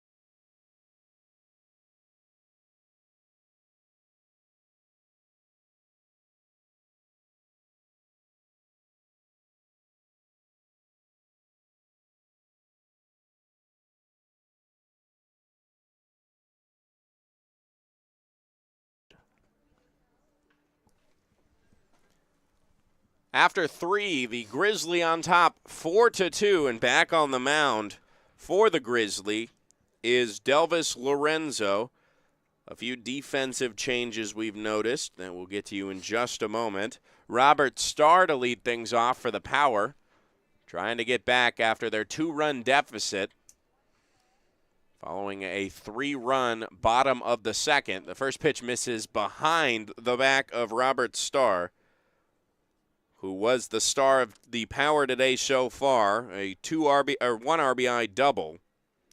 He came around to score himself for the second run that the Power have over the Grizzly right now, and they need 2 more.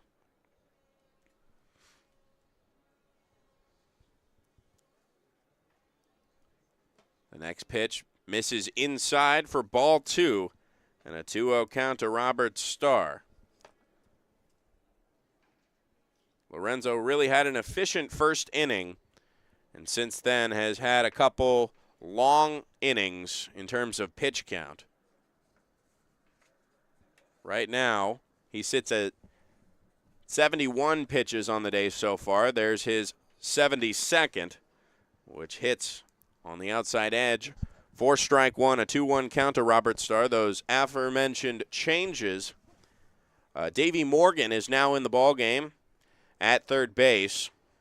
And Carosis, who was at third, moves to shortstop. Roberts moves over to second base. Everybody slides over one. The next pitch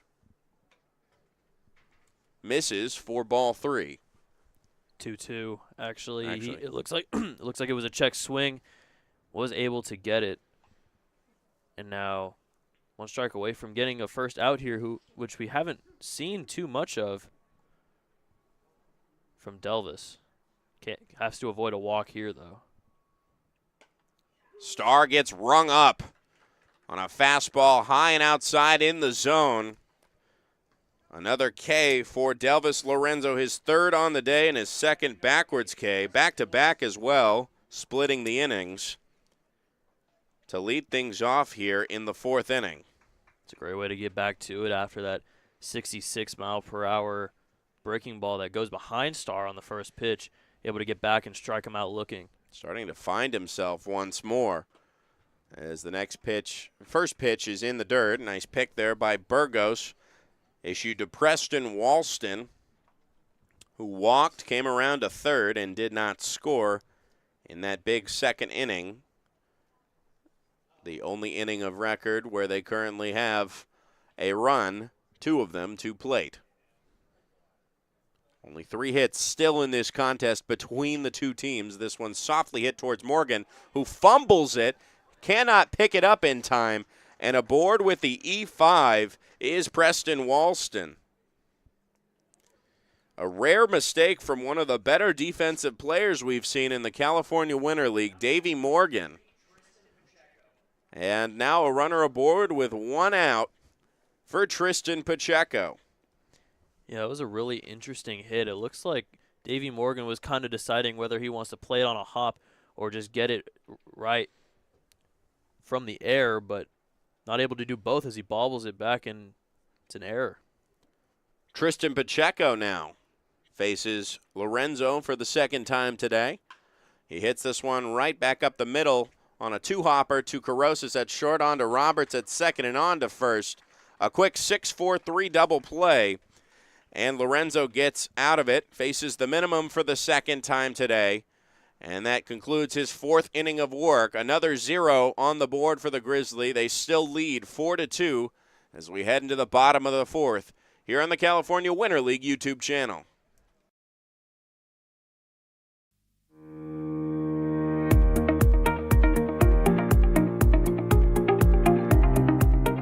Hello, Power Baseball fans. At SBMP Attorneys, we believe in the power of community.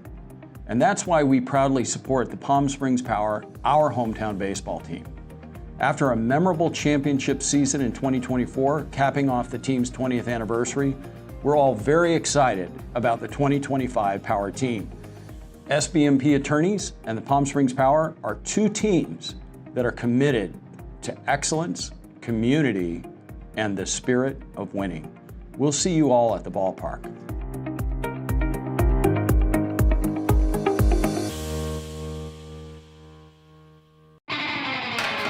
Think of the highest quality you can imagine.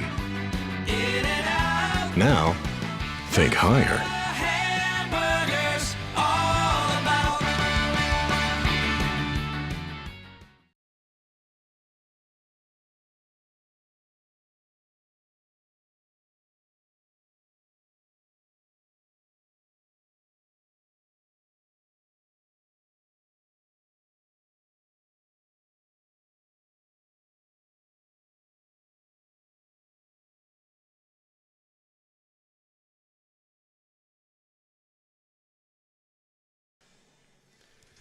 Bottom of the fourth, the Grizzly on top 4-2. As it has been, the past 3 half frames have been scoreless. Have not scored since that big 3-run inning for the Grizzly. I'll look to get some more off of Kai-Shang Chen. Kicking things off with Josh Roberts in the 9 spot.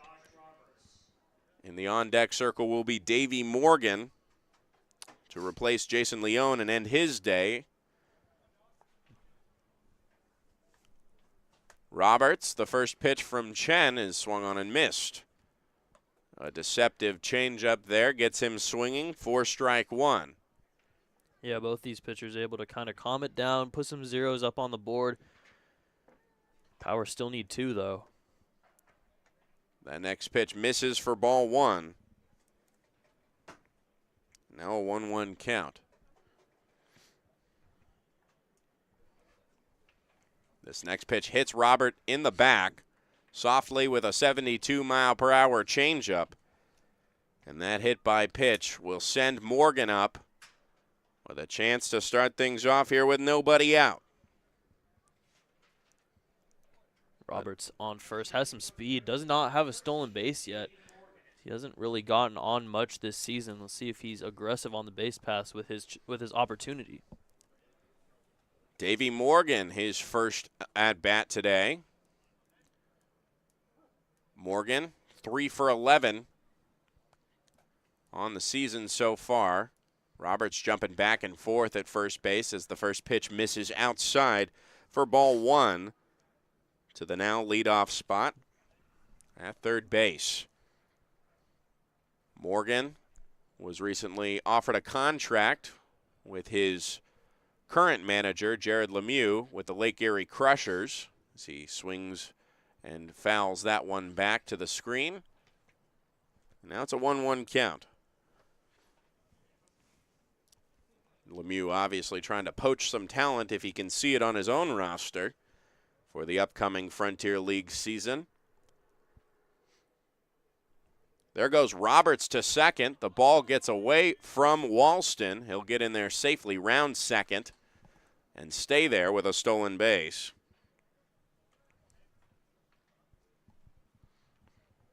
Yeah, really good jump from Roberts. I think even if it wasn't bobbled by the catcher, he would have made it easily. His first stolen base of the season. It's just surprising because we've definitely seen his speed in training camp. One of his bigger assets. The 2-1 is fouled off the end of the bat. Oh, watch out. People on the Palm Springs Power sitting in front of the dugout there. I think somebody got tagged, but they seem to be all right. It's now a 2-2 count on Davey Morgan. Runner in scoring position for the Grizzly, who lead by 2.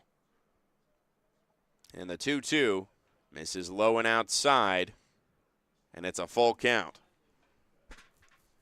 Yeah, Chen, after this 1-2-3 inning, you don't want to get the first 2 batters on, especially for Korosis and Dolbatian, 2 pretty good players in this Alberta Grizzly offense. Chen faced the minimum in the third, 13-pitch inning. There goes Roberts to third. The ball misses. It's a walk, and Roberts in there with his second stolen base of the day. With now runners at the corners, that brings up A.J. Korosis. Yeah, all Roberts needed was an opportunity. He gets on base. 2 easy stolen bases for him. That one a little bit closer, but he's able to get in there and now able to be 90 feet away for the 2, 3, 4 spots in the lineup, looking to extend their lead. The meat of this lineup, as that was the 5th walk issued by Palm Springs pitching today. There goes the runner, Morgan, to second. The pitch hits, I guess, for strike 1. Now 2 runners in scoring position for the lefty Korosis. Taking advantage of the slow pitching of Chen. Easily able to take second here. 3 stolen bases this inning. The 0-1 right over the heart of the plate there. Now it's an 0-2 count on Korosis. 0 for 1 on the day with a walk. crouches over in that lefty batting stance. Here's the 0-2. Misses high for ball one. Gave it everything he got. The traditional outfielder Chen in his first pitching appearance now has allowed the first two runners aboard free. The 1-2 is fouled back to the screen. Without that screen, that would have headed right towards us. And it stays 1-2.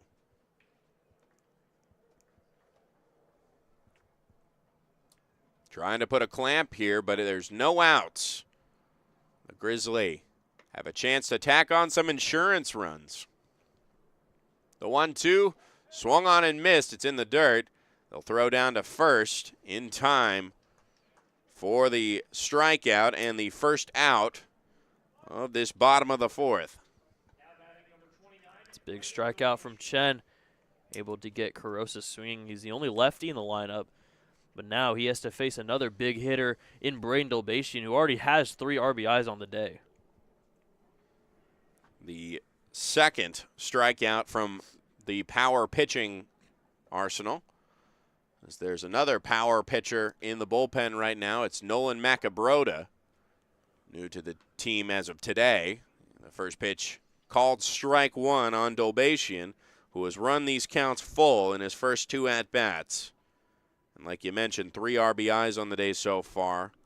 1 for 1 with that single back in the second and a sac fly. This next pitch gets away from Walston. That'll score Roberts. Advancing to third is Morgan on the wild pitch there.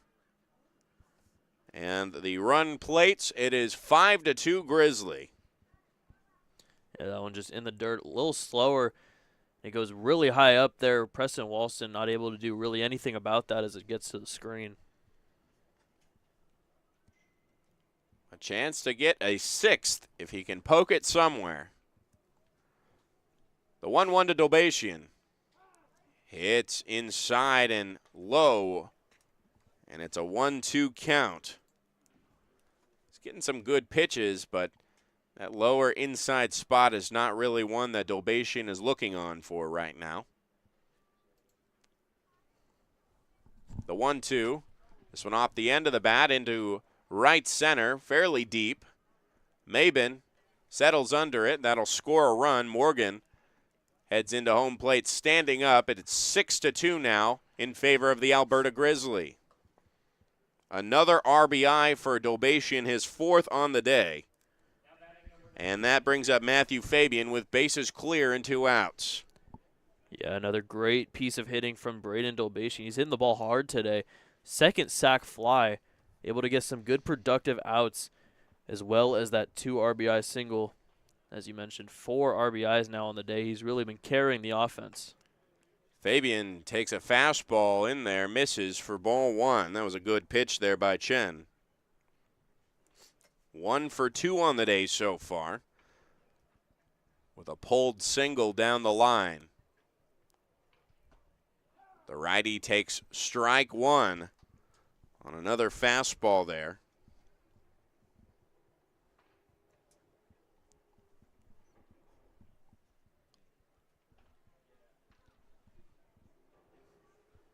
Now the 1-1 misses for ball 2.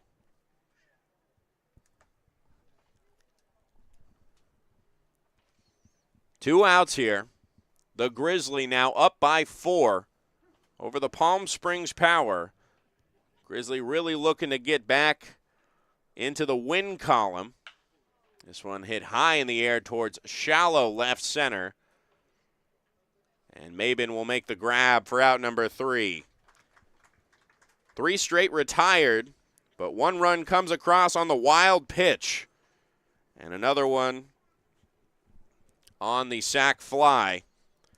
And it's after 4. The Palm Springs Power will try to get back here on the California Winter League YouTube channel. Shopping for car insurance is confusing. Holy cow. Great. Now we have a cow in our kitchen. Why did you say that? Because I don't know what coverage to choose. So just say the State Farm jingle. A State Farm agent can go over all your options with you and help choose coverage that meets your needs. Dude, cow, could you move? Like a good neighbor, State Farm is there.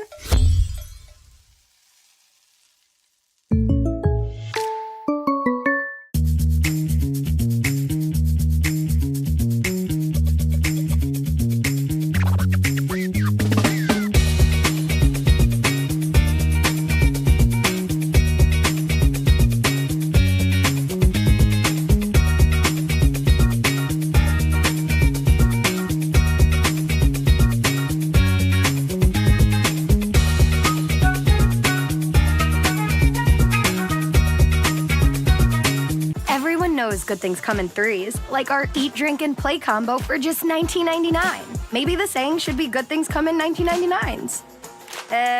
Maybe not. The Dave & Buster's eat, drink, and play combo for just $19.99.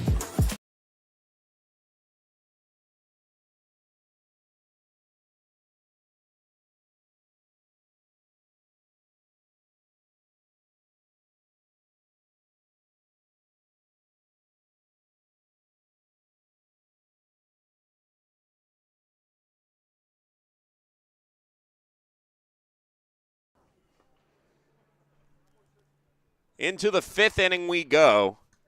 The Grizzly tack on a couple more, and it's a 4-run lead, 6-2.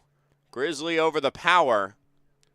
And Delvis Lorenzo into his 5th inning of work after he has thrown now 76 pitches, an efficient 7-pitch inning in the prior frame. He'll face off the leadoff man, Asaf Loengart, for the 3rd time today. He's 0 for 1 with an RBI walk in that bad inning that he threw back in the 2nd. He's picked himself up since. He throws this first pitch, misses inside, gets him to move away from the plate for a 1-0 count to Loengart. And we know now why Jason Leon is out of this game, because he's now warming up in the bullpen. Looks like he might pitch after Delvis. See how far he goes in this inning. It would be his 2nd appearance on the California Winter League season. Next pitch misses inside again, this time on a curveball for ball 2. Loengart has an RBI, as we mentioned today. Great top of the lineup here for the Power. They'll need to get something going here to chip away at a 4-run deficit. The 2-0. Misses low and away. And now 3 balls, no strikes. Loengart will stay patient on this next pitch. Yeah, he's already given up 6 walks. Can't swing at anything really unless it's in your wheelhouse here, 3-0. Here's the 3-0 count to Loengart. He watches a strike go by as expected. Now it's a 3-1 count. We see Wen-Hung Woo in the hole right now, potentially to follow Francisco Polito. That might end Jude Drismecki's day.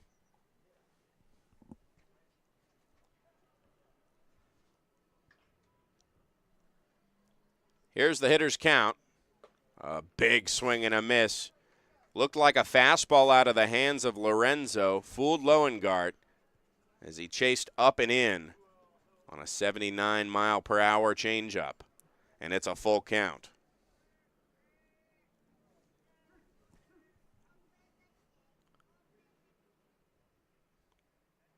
Munez, or Lorenzo, I should say, if he can get through this inning, would be the pitcher of record for the Grizzly. Actually, he already is. He sharply hits this one down the line. Loengart does. It gets away from Chernesky in left field, allowing Loengart to advance to second on the single and the error. And now a runner in scoring position with nobody out to kick things off here in the 5th. Seen that more than enough times by Loengart to realize that He's built to be a leadoff hitter. He has the speed. He can hit very well. That one just eats up Davey Morgan at third. And then Chernesky in left kind of bobbles it. Able to get to second is Loengart. And now, down 4, there's a man in scoring position with no outs.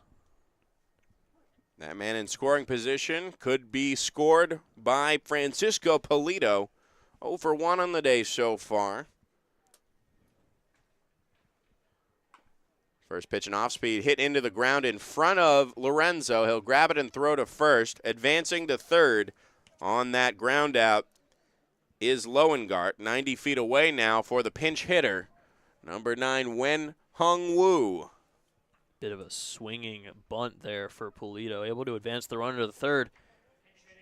Pinch hitter Wen Hung Woo trying to get this third run across for the Power.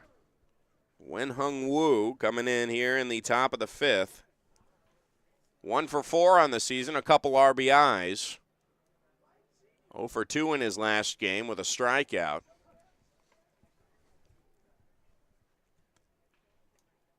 Lorenzo sets and now fires. The first pitch to Woo.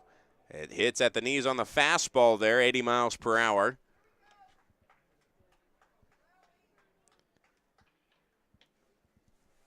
Who, with a blue helmet similar to Loengart at third, probably for different reasons. Loengart, I believe that's his Team Israel helmet. 1 out now. The 0-1 is fouled to the right side, just gets out of play there. Dobashian slid close to the wall, but stopped right before any potential harm. Wen Hung Woo and 2 ABs did get a hit, able to get 2 RBIs on that hit, and he stole a base, so we'll see some more speed on the base paths if he's able to get on here for the Power. Now an 0-2 count to Woo.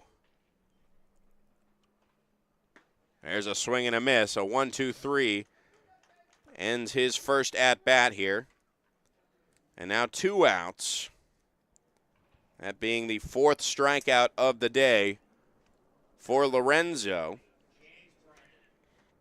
James Brandon steps up for his 3rd at-bat. 0 for 2 on the day, grounded out into a double play. He's got that runner at third. The Power needing to put something across. They haven't scored since the 2nd. We're here in the top of the 5th. First pitch off the end of the bat, slowly hit towards Roberts at second, and that'll end the inning. So Loengart stranded at third after his leadoff single and an error, and Lorenzo gets out of another one, 3 straight shutout innings, as his Alberta Grizzly are on top 6-2 into the bottom of the 5th here on the California Winter League YouTube channel. How do you define adventure? Riding the world's largest rotating tram car? Taking in SoCal's awe-inspiring views? Exploring over 50 miles of pristine wilderness? Enjoying casual or fine dining at 8,500 feet? Discovering our history? Experiencing our scenic trails? Getting that perfect souvenir? Whatever your adventure, you'll find it at the Palm Springs Aerial Tramway. Adventure at its peak. Begin your adventure at pstramway.com. Family setting, you know, we come and we get into conversation, and it's comfortable here is what I guess I'll say. It's comfortable. The hot cocoa has whipped cream and sprinkles in the whipped cream in the hot cocoa. Very family oriented. You know, they cater to the kids. They got the coloring books and crayons, and they have kid-sized stuff about almost for everything that you would want. So young and old, everybody can enjoy it. It's the best. Made from scratch memories. Elmer's.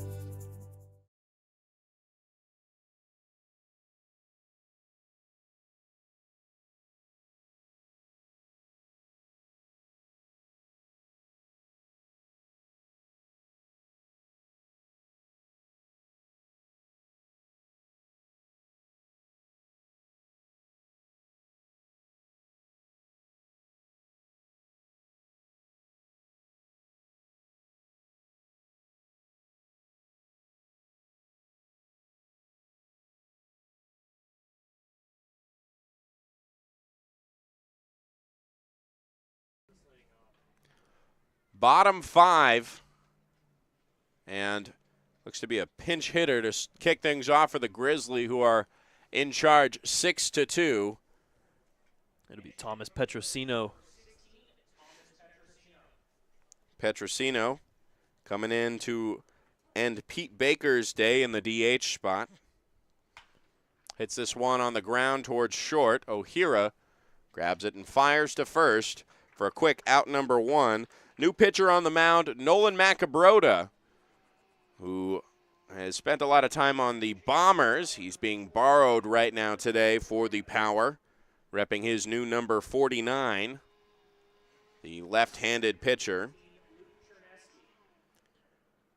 As Luke Chernesky steps up for his third plate appearance of the day. Grizzly again just looking to add some more on here. 2 hits for each team on the day so far. As the first pitch hits for strike 1.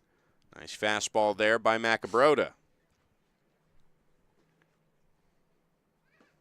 Next pitch cuts inside and low on Chernesky. It's 1-1. Macabrota pitching very fast here. His fastball kind of like Elvis Lorenzo. High 70s, low 80s. Not giving us a lot of time to really dive into his prior pitching stats. The next pitch fouled off for strike number 2, but while we have a moment as he heads to the mound, he has pitched 3 innings so far. He's also been a pretty great hitter as well for the Bombers. The 1-2 hits on the outside corner. Chernesky does not like that call as he gets sent back to the dugout with a K, a backwards K. And now with 2 outs, Corey Gregory steps up here. Yeah, that last pitch did look just a bit outside. Could have been either way there, 50-50 call. Ends up striking out on that one. Macabrota, one of the taller guys. He looks tall on the mound as well, standing at 6'4". The first pitch misses for ball 1. Gregory 0 for 1 on the day. Already back in the windup. He's not even giving me a chance to breathe right now. Now a 2-0 count. Kind of reminds me of Fu Wan Cheng of the Palm Springs Chill. He's just back to back to back. He's a pitching clock friend. There's another ball that misses low. Perhaps he needs to take more time between pitches if he wants to hit the zone. The 3-0 misses outside, a 4-pitch walk to Corey Gregory, his second walk of the day. Yeah, as you said, maybe taking your time, getting off the mound a little bit. That's what he's doing right about now. He's not even getting signs at this point. He's just throwing fastball, fastball, fastball, and trying to tire these batters out. It's worked so far. There's 2 outs now with 1 runner on at first base. Burgos steps up here.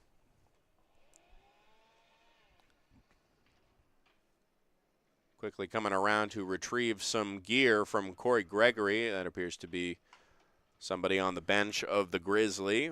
First pitch fouled towards the on-deck circle for strike 1 to Burgos. Josh Roberts in the on-deck circle, of course, in the 9 spot. Yeah, Pete Baker coming around to be the temporary first base coach after getting pinch hit for. Macabrota going really quickly, was already getting ready to pitch when Burgos wasn't even looking at him. The 0-1 now.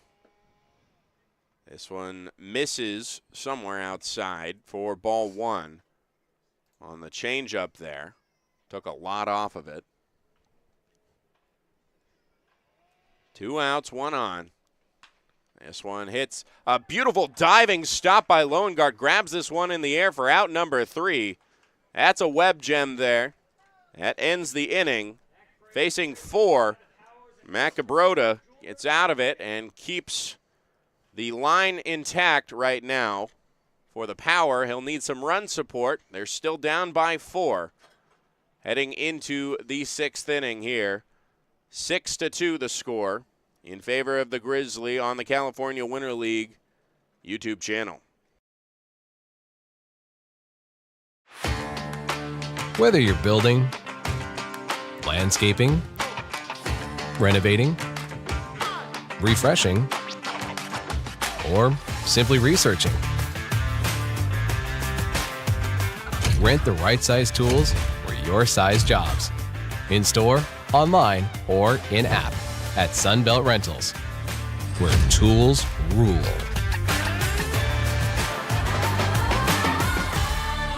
Everyone knows good things come in threes, like our eat, drink, and play combo for just $19.99. Maybe the saying should be good things come in 19.99s. Maybe not. The Dave & Buster's Eat, Drink, and Play combo for just $19.99. For 20 years, our family's mission has been simple. It all starts at Stuffed, where exceptional service meets bold flavors.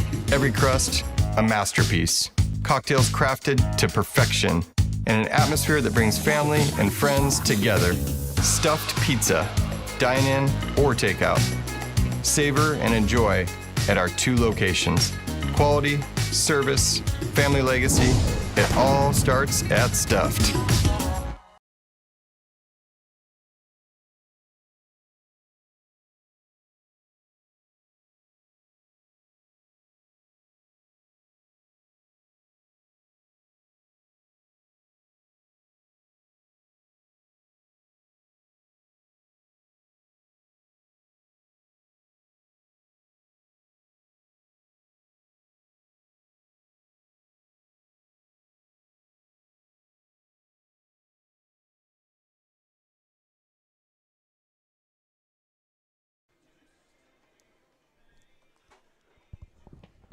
Into the 6th inning we go. The Grizzly on top 6-2, and their first pitching change to relieve Delvis Lorenzo after a great 5 innings of work. He only allowed 2 hits, 2 runs, both earned, a good amount of walks, and 4 strikeouts. 87 pitches will end his day. And in replacement is Jason Leone, who started this game at second base, now on the hill. He has pitched before. He'll face Kazuya Ohira to start things off here. Thanks for joining us. Joey Miller, Evan Patoka. First pitch to Ohira. Hits 4-1 on the fastball. A 2-way player, Leone is. He takes a breath from the very full windup here, the 0-1. This one, swing and a miss, 4-2. Barely had a chance to catch our breaths the last half frame. Nolan Macabrota, 12 pitches in succession. It ended with a stellar play there by Asaf Loengart. The next pitch is fouled out of play for a continued 0-2 count. We're going quick again. Leone already back, going at it again. Throwing really quickly here. We're going to get through this inning. They want to get back to bed or something, get back to their hotel. Now the 0-2. This one off the handle. A nice play by Morgan. He spins around and throws to first. The pick is not there by Dolbatian. That'll be an E3. Actually, no, it should be an E5 on the throw there. Didn't have a lot of time to set his feet, but it's still a stellar play nevertheless. The third error of the day for the Grizzly. Gets the lead man on. We saw in the last inning Asaf Loengart hit one that gets past Davey Morgan. This one gets to him. Able to pick it up, just to throw a little low, not able to be picked up by Dolbatian. Leadoff man on first. Jacob Mabin facing a new pitcher for the first time today. A curveball bends in there. 4-1. Leon's doing a good job at hitting the strike zone with that curveball. Mabin 0 for 1 on the day with a hit by pitch. As now Leone delivers this one down the third base line. That goes fair. That could be trouble. Mabin coming around to second, and now rounding third is Ohira. The throw to the plate is not even made. A run scores for the Power for the first time since the second inning to cut this lead to 3. An RBI double for Jacob Mabin. Still nobody out here. A chance to get something rolling for Bobby Brown's Power. Yeah, it wasn't the hardest hit ball, but he's able to keep it in fair territory. Bobbled a bit there by Chernesky out in left field, and he's able to allow O'Hara to score from first. After 3 great innings of work from Lorenzo, the Power have finally started to get something going here as Robert Starr steps up to the plate here. Has an RBI double of his own. That was that second inning. Came around to score the second run. Now a 3-run deficit to the Grizzly. He swings and misses at a hard-hit fastball out of the hands of Jason Leone. Now a 1-1 count. Leone dangles his arm, similar to that of like a Craig Kimbrell almost, before he collects his set. From the stretch now, the 1-1. This one hits. A nice fastball there. Freezes Starr. And now in a 1-2 count. Now, I'm sure you've seen Craig Kimbrell a lot, being a bit of a Padres fan. That was kind of his heyday. Yeah, he had some good years with the Padres. Unfortunately, the Padres weren't having good years with the Padres. Yeah, that was when they bought everybody. Will Myers, Justin, and B.J. Upton. This one in the dirt gets away from Burgos. He cannot make the throw. He bites it as Maben advances on the wild pitch. A runner at third now for Robert Starr, a 2-2 count. Inning led off with an E5. That run coming across will stay unearned.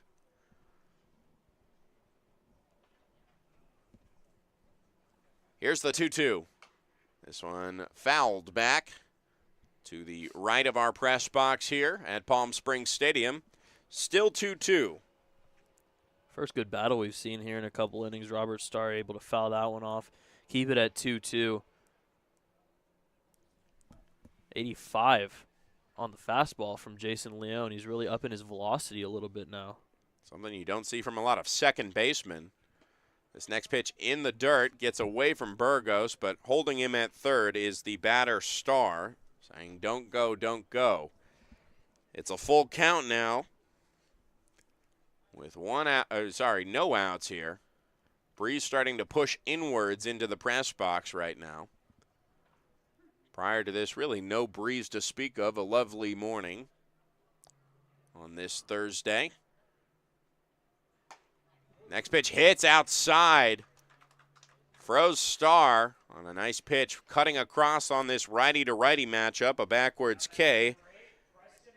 Starr's second backwards K on the day as well. Gets the first out of the 6th inning. Another one called on that outside. He knew to hit it there, again at an 85. Some good movement on it as well. So hit the outside for strike 3. So now here's Preston Walston. He half swings. I believe he goes around, not getting a response from the first base umpire, but he did go around. It's an 0-1 count with 1 out. Maben still at third. He advanced on the wild pitch after a 2 RBI double here in the top of the 6th for the Power. Next pitch hits outside. That fastball looks like a cut fastball, cuts across. Really does wonders on these righties. Now it's an 0-2 count. Yeah, the breaking ball going to the outside to the righties. So we've been saying all game able to get the outside call. Quick 0-2. Next pitch misses high on a waste pitch there. It's a 1-2 count now on Walston. That one up to 86. Walston still has not recorded an official at-bat today. He's got a walk and an E5. Bats from the right side. I don't believe he has any batting gloves on either. Old school. This one hit right in the air on top of home plate. Burgos will collect it and fall backwards, being caught by Leone. Nice pat on the back there for the grab, and out number 2. Yeah, Burgos, when it comes to those pop-ups, we've seen him kind of flail around a little bit. He's able to get that one, but we saw the first one. He dove. More of a trip than a dive, as we mentioned. Not able to get that one. It pops out of his glove, but this one gets it, falls back a little bit, but he's able to caress it nicely for the second out. Now Tristan Pacheco, a chance to score that runner at third. With 2 outs, he takes strike 1. First time facing Leon today. He's 0 for 1 with a walk. Grounded out into an inning-ending double play back in the 4th. The shortest inning of record on this game so far at 6-3, Alberta Grizzly. Pacheco half swings, but the call is there, and now it's an 0-2 count. A chance to get out of this inning for Jose Leon. Jason Leon, excuse me. Yeah, Leon has been really great since that double, able to strike out Robert Starr after that big battle and get Walston to pop out to the catcher. Next pitch misses outside, eager at it. He was watching it all the way into the plate. Those calls have typically been called moving away from those righties, so Pacheco was watching that one intently. Now the 1-2. This one popped up. It'll just get over the net into the concourse in front of a few fans. A kid who I remember already has a foul ball, just got his second, so he's raking it in today. Hey, you don't have much competition here, you know. Of course, good amount of people here, but we don't see that many kids, so he's been racking them up, been able to get that free popcorn. Well, to be fair, I think it is technically school season on this Thursday now afternoon. The 1-2 misses away. Now an even 2-2 count on Tristan Pacheco. A session 1 guy only. So after 1 week of work, he's got 1 left to really prove himself. And he has so far. We've seen a lot of talent out of him. There's a swing and a miss. Nice breaking ball. Gets Pacheco to swing on top of it. And that's 2 strikeouts for Leon. Leaves a runner stranded, but 1 run coming across for the first time since the 2nd inning. It's a 3-run deficit, 6-3 Grizzly, as we head into the bottom of the 6th here on the California Winter League YouTube channel.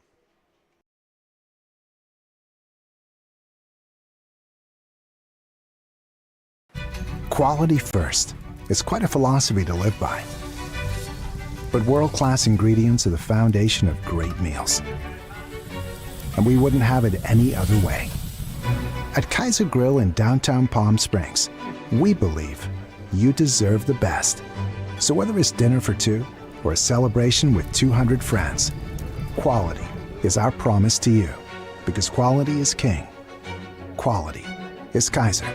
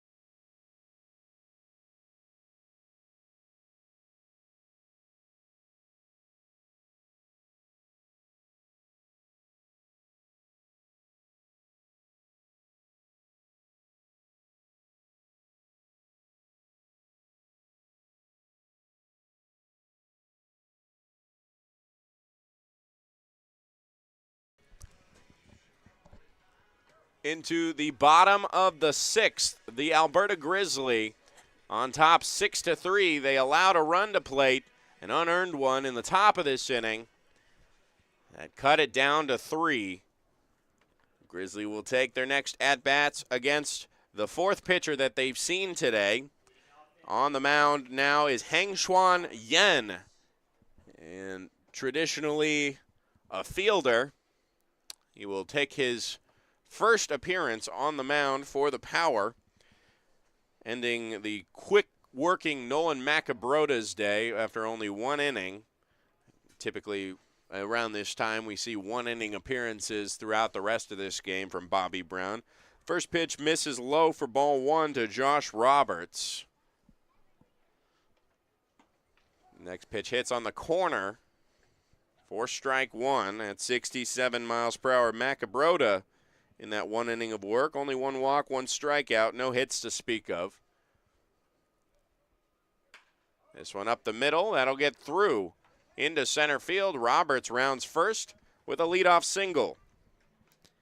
Roberts has really been able to show off his speed. The walk, he stole a base, hit by pitch, stole second and third. So it might be a given here that he might take off on one of the pitches here, especially with the top of the lineup now up. If you'll believe it, that is the Grizzly first hit since the 2nd inning, where they put up a 3 spot and took the lead that they have not relinquished yet over the Power. Davey Morgan in his 2nd plate appearance walked his first time up, came around and scored. There goes the runner. Roberts to second, like you mentioned, sliding in head first, and is safe on the ball 1 to Davey Morgan. Yuma Ogino in the pen. The lefty. Actually, it's a double barrel pen right now for the Grizzly. Yeah, it looks like the guy on the right is number 10, Scott Shaw, who's usually an outfielder, and he's usually a starter for the Grizzly. The one only gets about 50 feet off the mound before it bounces in the dirt. For ball 2, only 59 miles per hour. Got to get it the full 60 feet, 6 inches. It's a 2-0 count now with a runner at second. Looking back at second, making sure Roberts stays honest. He'll find another sign here from his battery mate, Walston. Yen comes set and throws back to second. There wasn't really anybody covering the bag. He's lucky that Polito ran over and grabbed that one. Otherwise, that would have just headed into center field. Yeah, it was an interesting look from here because it looked like he was just going to throw it to nobody. Polito does get it over there. Wasn't too fast of a throw. I think it was just to make sure Robert knows that he can throw it back to second at any point. The 2-0. This one on the ground to the left side. Loengart collects and fires to first base, holding Josh Roberts at second. And now 1 out recorded here in the bottom of the 6th. A.J. Carosis, now in his 4th plate appearance, his second, he's 0 for 2. This will be his 3rd potential at bat. 0 for 2 and a walk, as well as a strikeout. First pitch misses outside for ball 1. The lefty Carosis will try and get something going for his Alberta Grizzly. Next pitch misses high and away for ball 2. We haven't seen many fast pitchers, so the guys on the Grizzly offense has really only seen Nolan Macabrota. Only 4 of those guys pitching. Nobody else has pitched really over 70. This one hits right down the pipe for strike 1. 69 miles per hour over the plate. The Grizzlies scoring in the first 2 innings and holding on to that lead, trying to add some insurance as this one's fouled towards the parking lot. It's 2-2. 6-3 Grizzly. As it stands right now, the 4th pitcher on the mound for the Power. Grizzly have not scored since the 4th inning. There goes Roberts to third. The next pitch misses for ball 3. Could not get out of the hands. The transfer wasted there by Walston as back-to-back stolen bases get a Grizzly runner to third.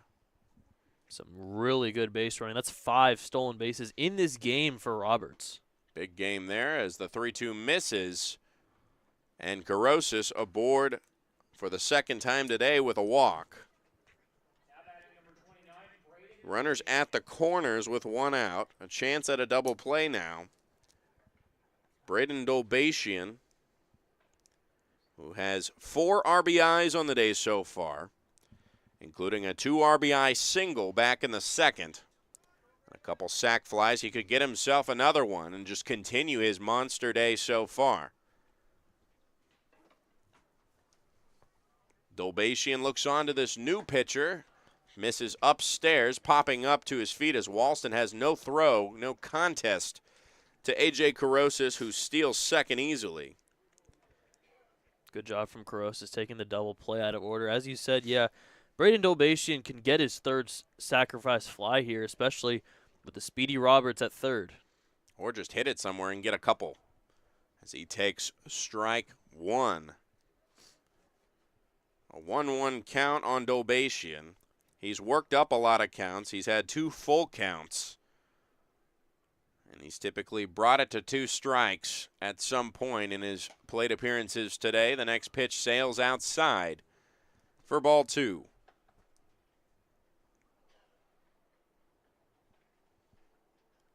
Afternoon starting to roll around here. It's 12:16 p.m. We'll have a game following this one. The Bombers taking on the Blue Sox.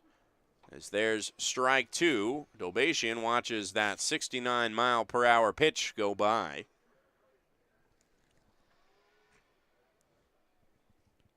Roberts at third, Carosis at second.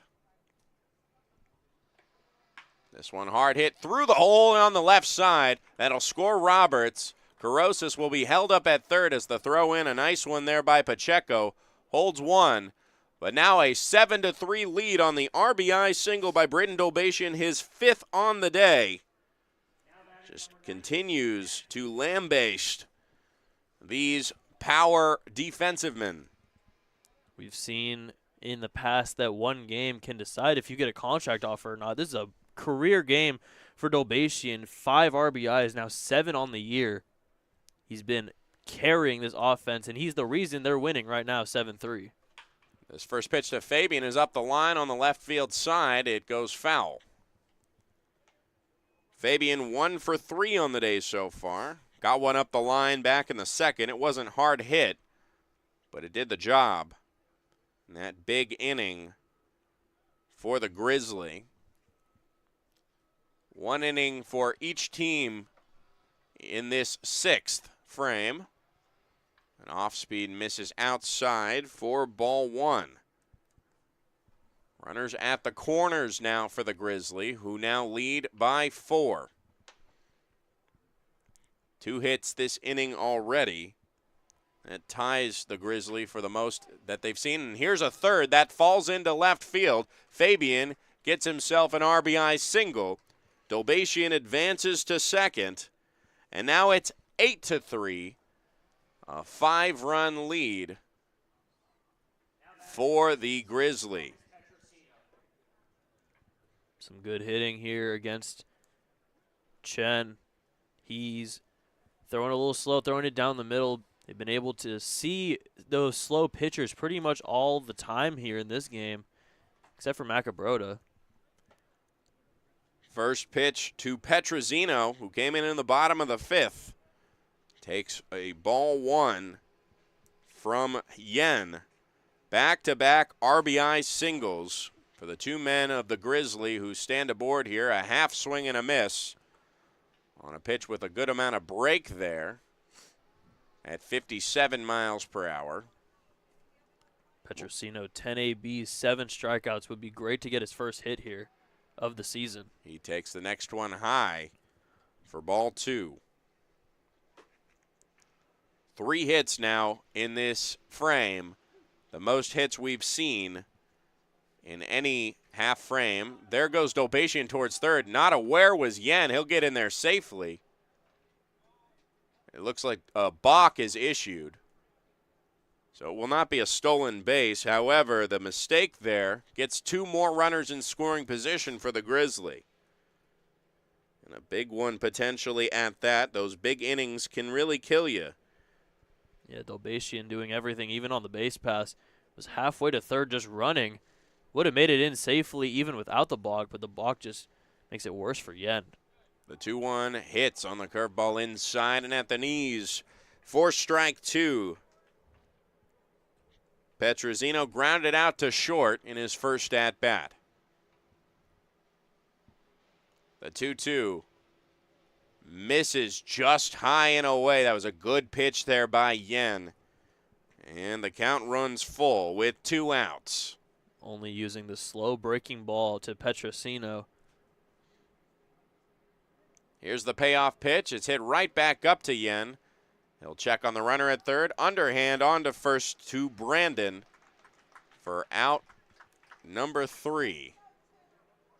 Not sure if everybody's aware. That was out number 3, wasn't it? Doesn't seem to be. Seemed like the first out was that Davey Morgan ground out, and then the walk and the 2 singles. That ground out just being the second out. Now Luke Chernesky. You are correct. Yes, that is my mistake. Find a way to get both runners in here to extend their lead to 10. So not out of the jam yet. First pitch misses for ball 1 to Chernesky.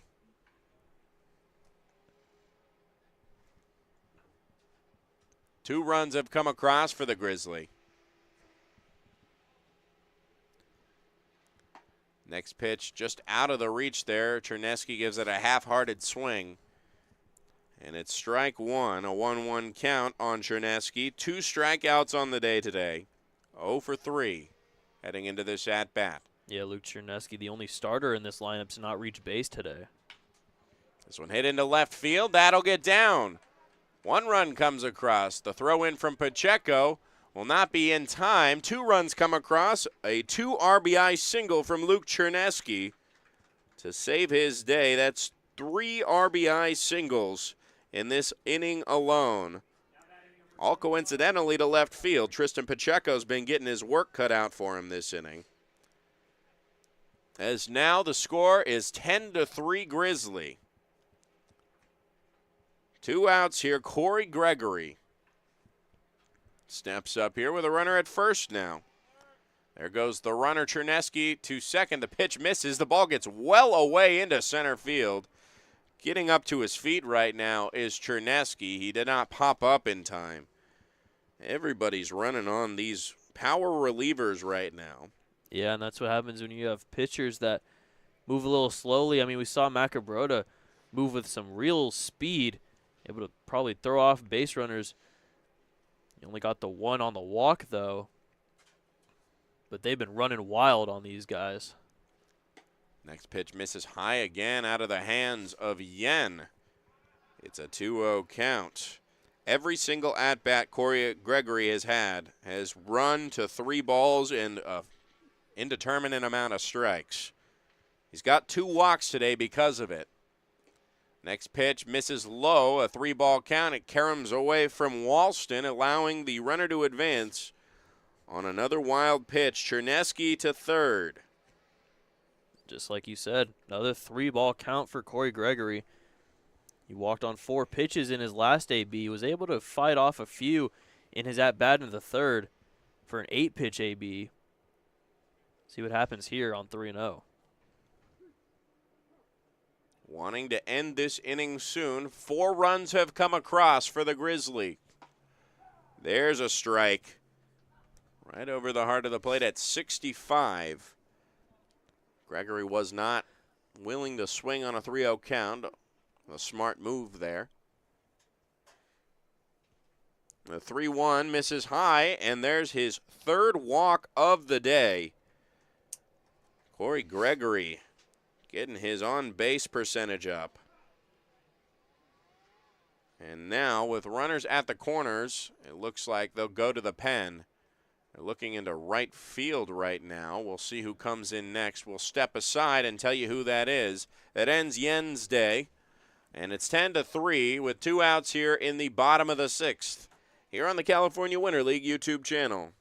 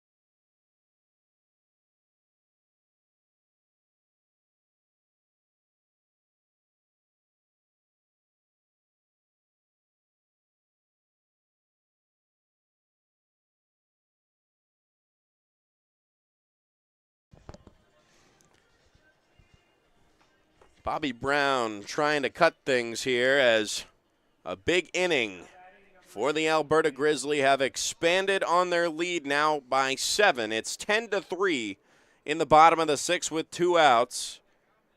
Swan Yen gives way to Robert Starr, who comes out of right field to try and get this last out with runners at the corners. The first pitch is hit down the right field line, foul.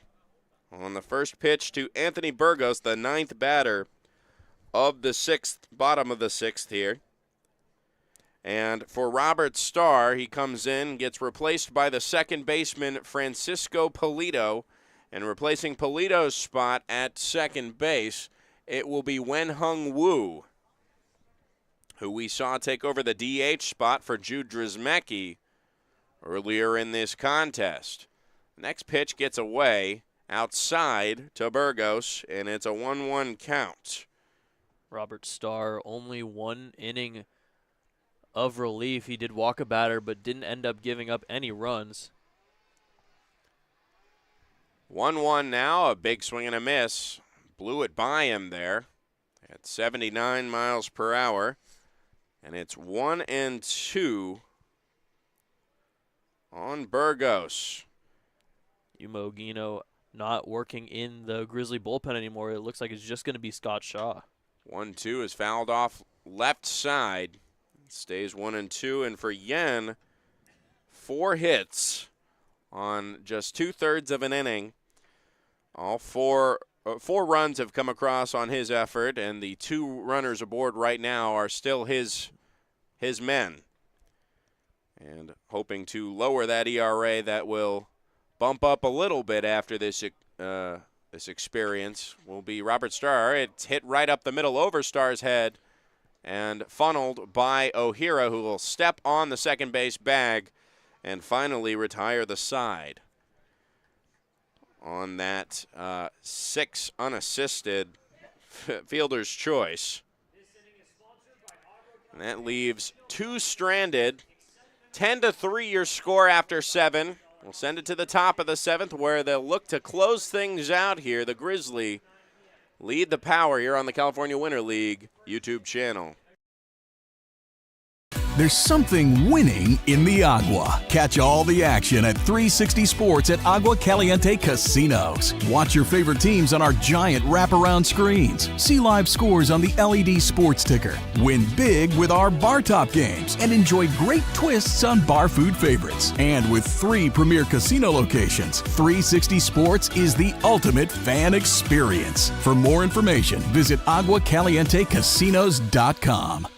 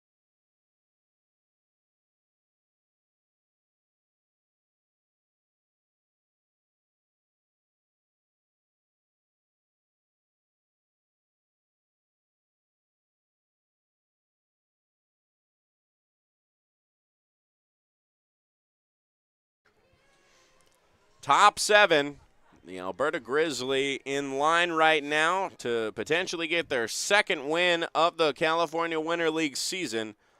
On top, 10-3 over the Power.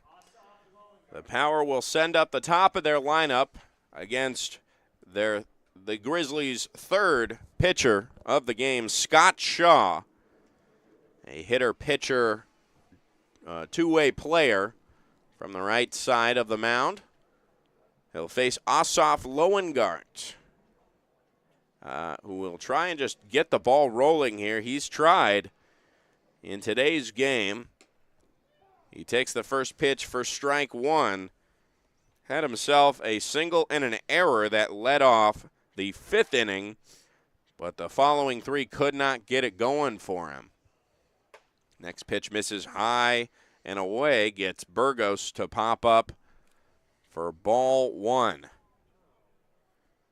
Robert Starr closed out an inning that Heng Swan Yen would like to soon forget. 4 runs coming across for the Grizzly as there's a called strike, 2 on Loengart.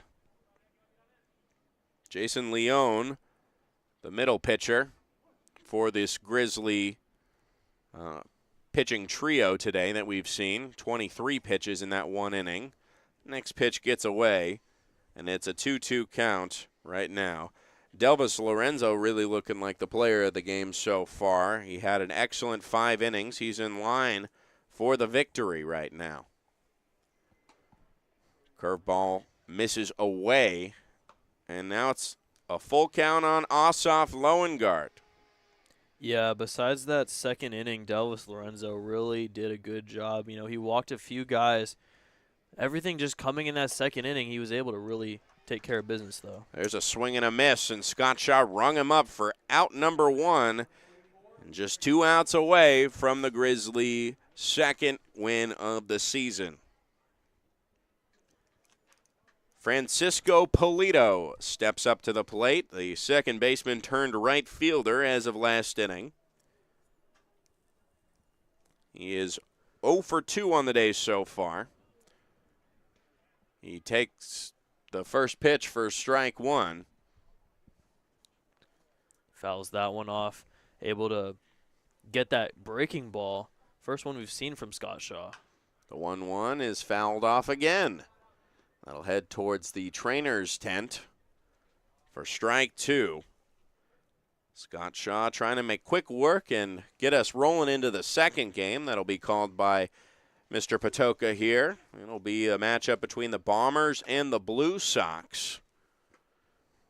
The next pitch in the dirt. And it's a 1-2 count on Polito. Scott Shaw with the bat hitting .286, has a couple hits, few walks, and 3 RBIs. This one hit towards the shortstop. A sliding play by Carosa stops it from getting into center field, but he cannot pop up to make a throw. That's an infield single for Polito on 1 out here. And the hope for the Power stays alive in the hands now of Wen Hung Woo. Trying to prevent a ground ball here if he can. Scott Shaw, of course, trying to induce one to end this contest. Nothing you can really do in that scenario if you're A.J. Carosis at short. Went all the way into the outfield grass. Wasn't able to make the throw. Polito was just too quick.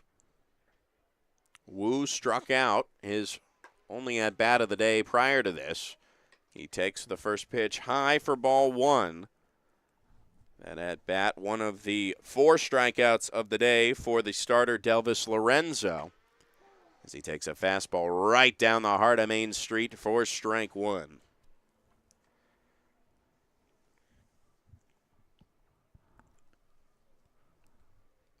Shaw now fires the 1-1. This one on the ground. This could end it. On to shortstop, Carosis to second, and on to first, not in time.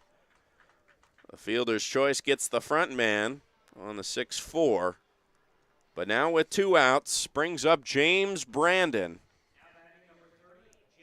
Wen Hung Woo benefited from that being a dribbler. Speed was able to get there safely to keep the Power oh so alive in this one. Still 2 outs for Brandon. Brandon coming into this at bat 0 for 3 on the day. All off the bat. There goes Woo towards second. Nobody even covering, and it hits him in the helmet. Absolutely drilled him. Burgos with a pinpoint accuracy. Somebody will have to check on him. It is a stolen base. That's a risk of a concussion right there. The pitch misses high, by the way, for ball 1 to Brandon. But the concern right now is with Woo, who takes off his helmet and shakes his head. Coming in to check on him, I believe, is one of the coaches, just making sure he can follow his finger. He looks to be fine. Yeah. They'll check on him a little bit more after the game. The trainers on the edge of the grass right now. I think they'll be called away as the crowd applauds him for taking that one off the dome. Yeah, and you can't blame Burgos on that one. It was just instinct, able to pop up. Pretty accurate throw. There was just nobody there. Unfortunate that it had to hit Wu in the helmet. Could not have been a better throw if he had tried again. The throw down to second just absolutely domed him. The 1-0 misses away for ball 2. Yeah, it's very lucky that hit Wu in the helmet and not anywhere else. That's why you wear a helmet. Shaw shaking off a couple signs. He finds one he likes. Here's the 2-0. This one in the air to right field. This could do it. It's Gregory who will make the grab, stumbling around there. And this game is retired. The Alberta Grizzly have won this one 10-3. The end time 12:37 on the F9 there. A great game for the Alberta Grizzly to pick themselves up. They're now 2-4. The Power now dropped to 500 at 3 apiece. 3 wins, 3 losses. We'll wrap this up pretty quickly here. In this game, it was the big innings in the bottom of the second for the Grizzly that got them that momentum, that got them into the lead, and it was the bottom of the sixth that kind of shut the door on what was an excellent day of pitching for the Grizzly. Evan, your final thoughts? Yeah, I mean, it seemed like it was going to be a close one. It was 4-2 after 3 innings. The Palm Springs Power, though, not able to really get anything done offensively. And then, as you said, that bottom of the sixth really did seal it for the Grizzly. They're able to get their second win. Power on the other side really do need to come back from this, get themselves a win in their next game, now at 500. It'll be Delvis Lorenzo who gets the win on the day, the loss to Juan Po Shin. And that'll do it. Next upcoming game in just about 20 minutes. We'll be on the call here. Evan Patoka will lead you through that one. It'll be the Bombers at Blue Sox in just a few. Until then, 10-3 your score. The Grizzly defeat the Power. I'm Joey Miller. Thank you so much for tuning in, but now it's time for us to tune out. Have a great one.